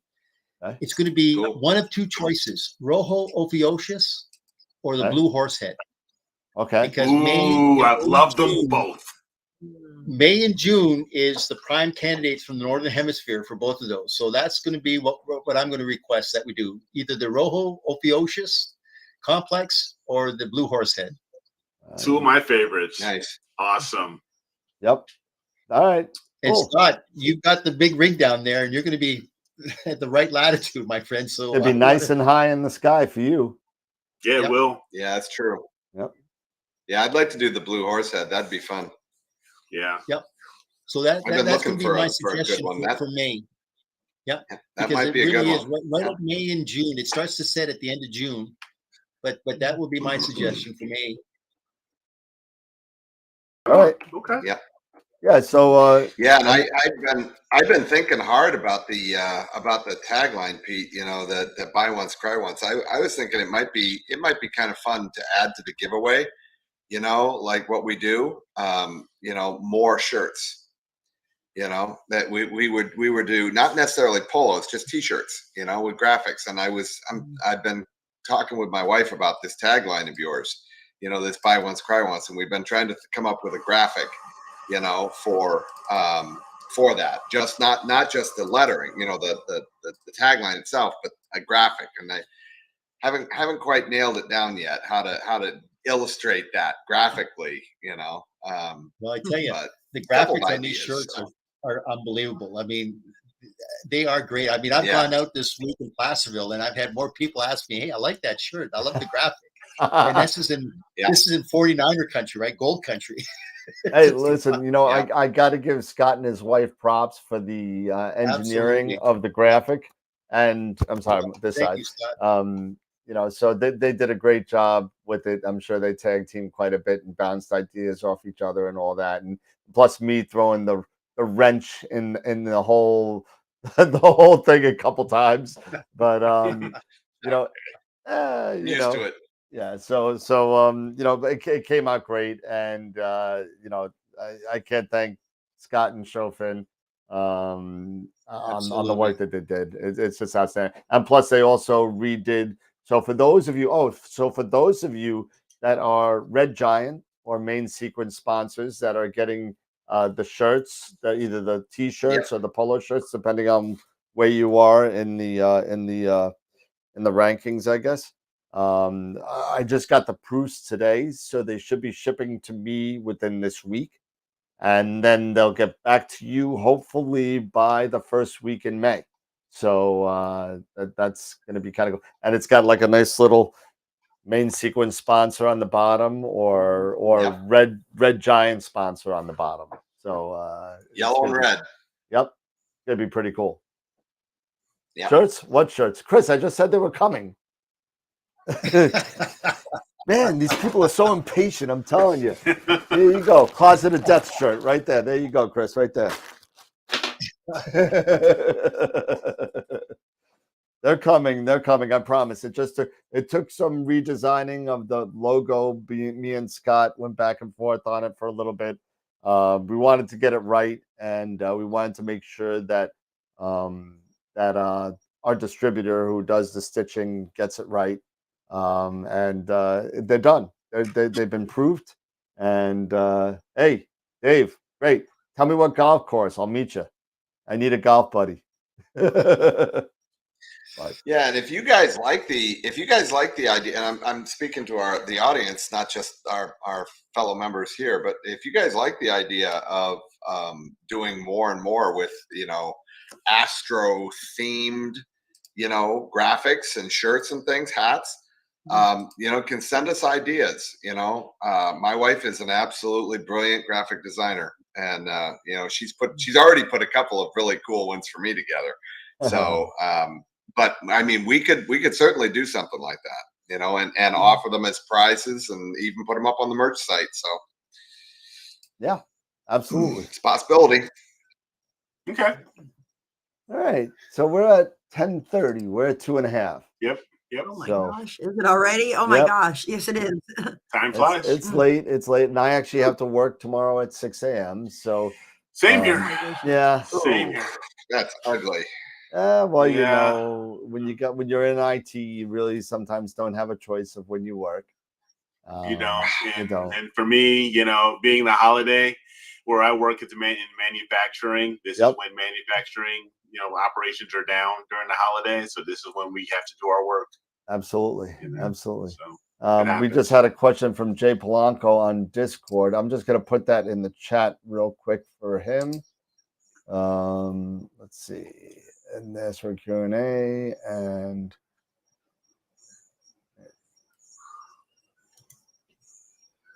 come on, you don't have it. Yeah, Chris, if you're, I see you said you bought a T-shirt on the store. That's awesome. If you want to see some of the ones that my wife did, you can check out our Astro Playground, and there's links to the shirts there, and there'll be more coming. I definitely want to do something with this tagline for, you know, buy once, cry once. I think that could definitely be fun because we use it. So repeat. Yeah. Well, you know, this brings up a good point. I'm going to reach out to a lot of my contacts, like an example at Software Bisque. I'm going to see if we can get the SkyX and see if Software Bisque might be able to kind of, you know, give a copy of the SkyX as a gift. I'm going to reach out to Jeff Dickerman. I'll reach out to Starlight Express. I'll talk to Christine. I'll talk to the owner and see if maybe they might be interested in kind of donating a focuser. I'll see what I can do to kind of sweeten the pot up, because I think this is going to be kind of interesting.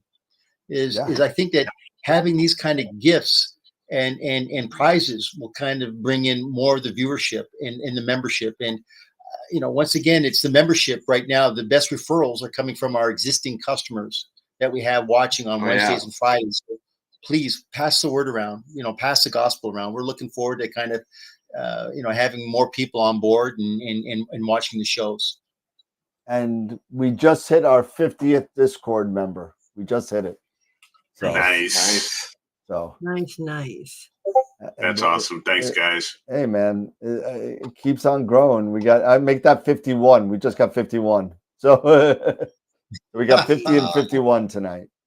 So that is very awesome. Cool. Thank you for the support, everybody. Keep the community growing, because the more people that we have doing this, the more answers there will be to everybody's questions. So the more knowledge, remember, knowledge is power, man. Knowledge is power. And, you know, the only way you're going to figure out the bumps in the road is knowing that the bumps are there. So, yeah. All right. Let me get on. Yeehaw. Yeah, absolutely. Another long show, Daniel. Well, you know, 2.5 hours, you know, that's about average these days, you know. It flies right by, too. It really does. It really does. You know, 2 hours. Actually, if you think about it, it's about 5 or 6 hours a week we spend online with the community. And it's a lot of fun. I really enjoy the support that everybody gives us and the love that everybody shares and the knowledge that everybody gives to each other. And you know, if I could only go through a show with Pete not bringing his Toronto Maple Leafs hat on, I'd be a happy person. Yeah, that ain't gonna happen. Is there an image of the week? Yes, the image of the week was pulled.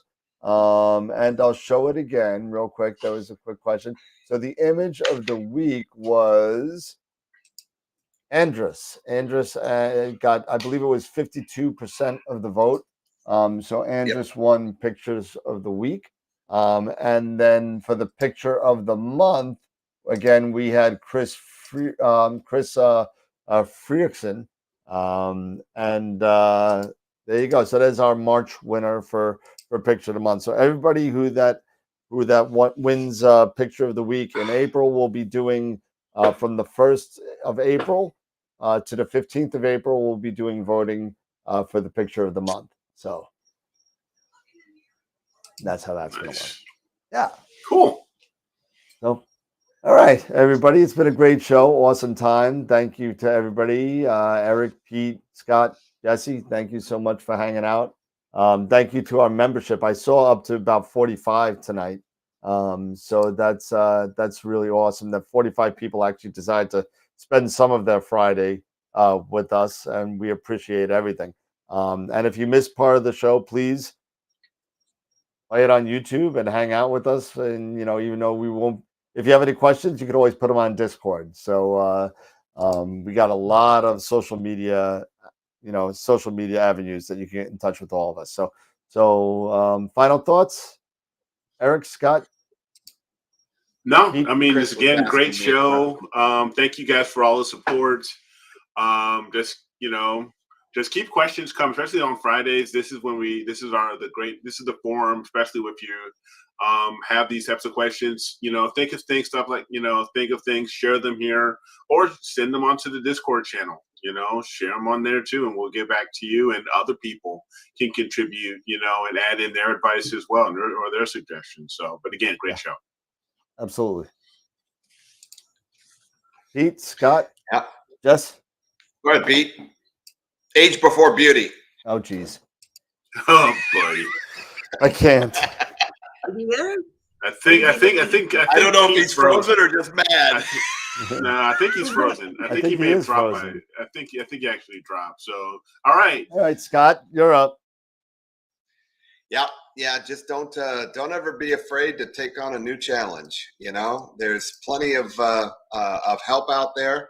If the challenge is going to be in what we do, in astrophotography, be that in software or be that in hardware, you can come in here and ask questions, and I'm sure that we'll be able to. If we can't answer the question, we can point you in the right direction. But don't ever be afraid to take on a new challenge. It's always a growing experience and good for you. So, and just send me money. Jess, please add some sanity to the show, please. Yeah, please. As always, guys, wonderful show. Very much enjoyed it. I really wanted to be on Wednesday's show. I don't know if astrophotographers have fangirls, but I was kind of fangirling a little bit. I get Charles Bracken's books are right now my absolute favorite. I think I have them highlighted and bookmarked more than any other actual paperback book, your paper book that I have or have had in forever. So if anybody didn't get a chance to watch Wednesday's show, I actually stayed up for most of it. That was a great show. Great show, guys. I'm thrilled. I have no clouds all of a sudden, but I have no guiding. So, nice. so I apologize if I've been divided. I've not had to try and divide my attention in two directions like this. So, you know what? You'll get used to it. Don't worry. I figured if there's anywhere that any community that would understand, it's this one. Yep. Absolutely. There are plenty of times where Eric or Scott, maybe not so much Scott yet, but it'll happen. It'll happen to Scott or myself. Actually, not even so much for me either. I have to run outside to check polar alignment or do something during the show. It happens, and everybody understands that. The last thing I'd like to say is for everybody, happy Easter weekend, happy Passover, happy Good Friday. Yep. Whatever the whole spiel. Hopefully everybody's family stays safe, stays healthy, and has a great holiday season, and enjoy the week off for the kids from school. So enjoy. There you go. And please don't use power tools with your telescope. And that being said, everybody have a good night. Remember, as always, keep imaging, keep educating, and clear skies, and we'll see you in a couple days. Have a good night, everybody. Happy holiday. Good night. Happy Easter. Keep imaging, keep educating,